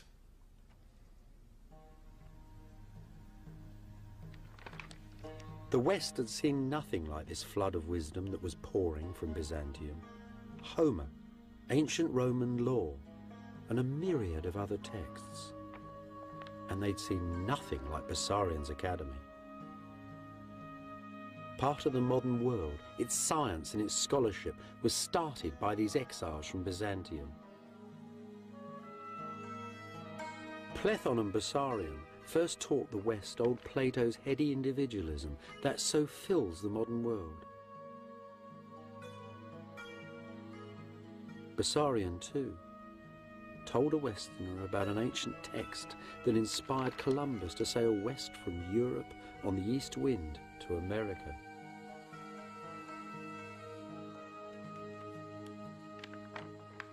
There is, though, a deeper and yet more fundamental legacy. A vision of a universal order that stretches back through Byzantium, through Roman Greece to the Bible and the most ancient East. A vision that still fills the world today. A vision that exiled Byzantine artists drew out for us in dazzling detail at Voronezh, the most beautiful of Romania's lonely monasteries. See that cross there in the middle? That's the cross of our Lord standing on the holy throne of Byzantium, the center of the world. To the left is good, paradise. There's all the lords and ladies of Byzantium pressing through the pearly gates. On the right, hell, the Turks and everybody else, all the bad people struggling to get out. Good and bad, plus and minus, past and future, with heaven above and hell below, and pure energy at the center. A structured universal order that the modern world still understands and uses every day. And if there's nothing there that you can see from the modern world, just look at those demons, as black as SS officers, prodding their victims towards the ovens. That's a hell we've made reality. And look at that over there, in paradise, the tree of life, the center of man's wisdom, the very plant that the god Gilgamesh 6,000 years ago in ancient Ur in Mesopotamia searched for. To him, the elixir of life was understanding. For us, perhaps, it's penicillin. Then again, there's something here that's unique. Above all the bustle of the world, the lords and ladies, the gods and demons, coming through and behind the very scroll of time itself, the Lord of the universe. The heart of the atom, heaven's order in a grain of sand. Byzantium's fundamental legacy, this image of a universal structure. A universal order is as basic to the order of the modern world as is DNA to every individual in it.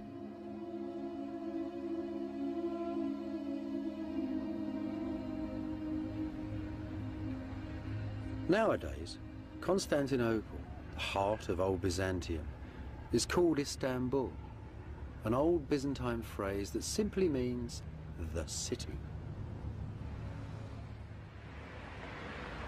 Inside the modern city, though, the past is disappearing.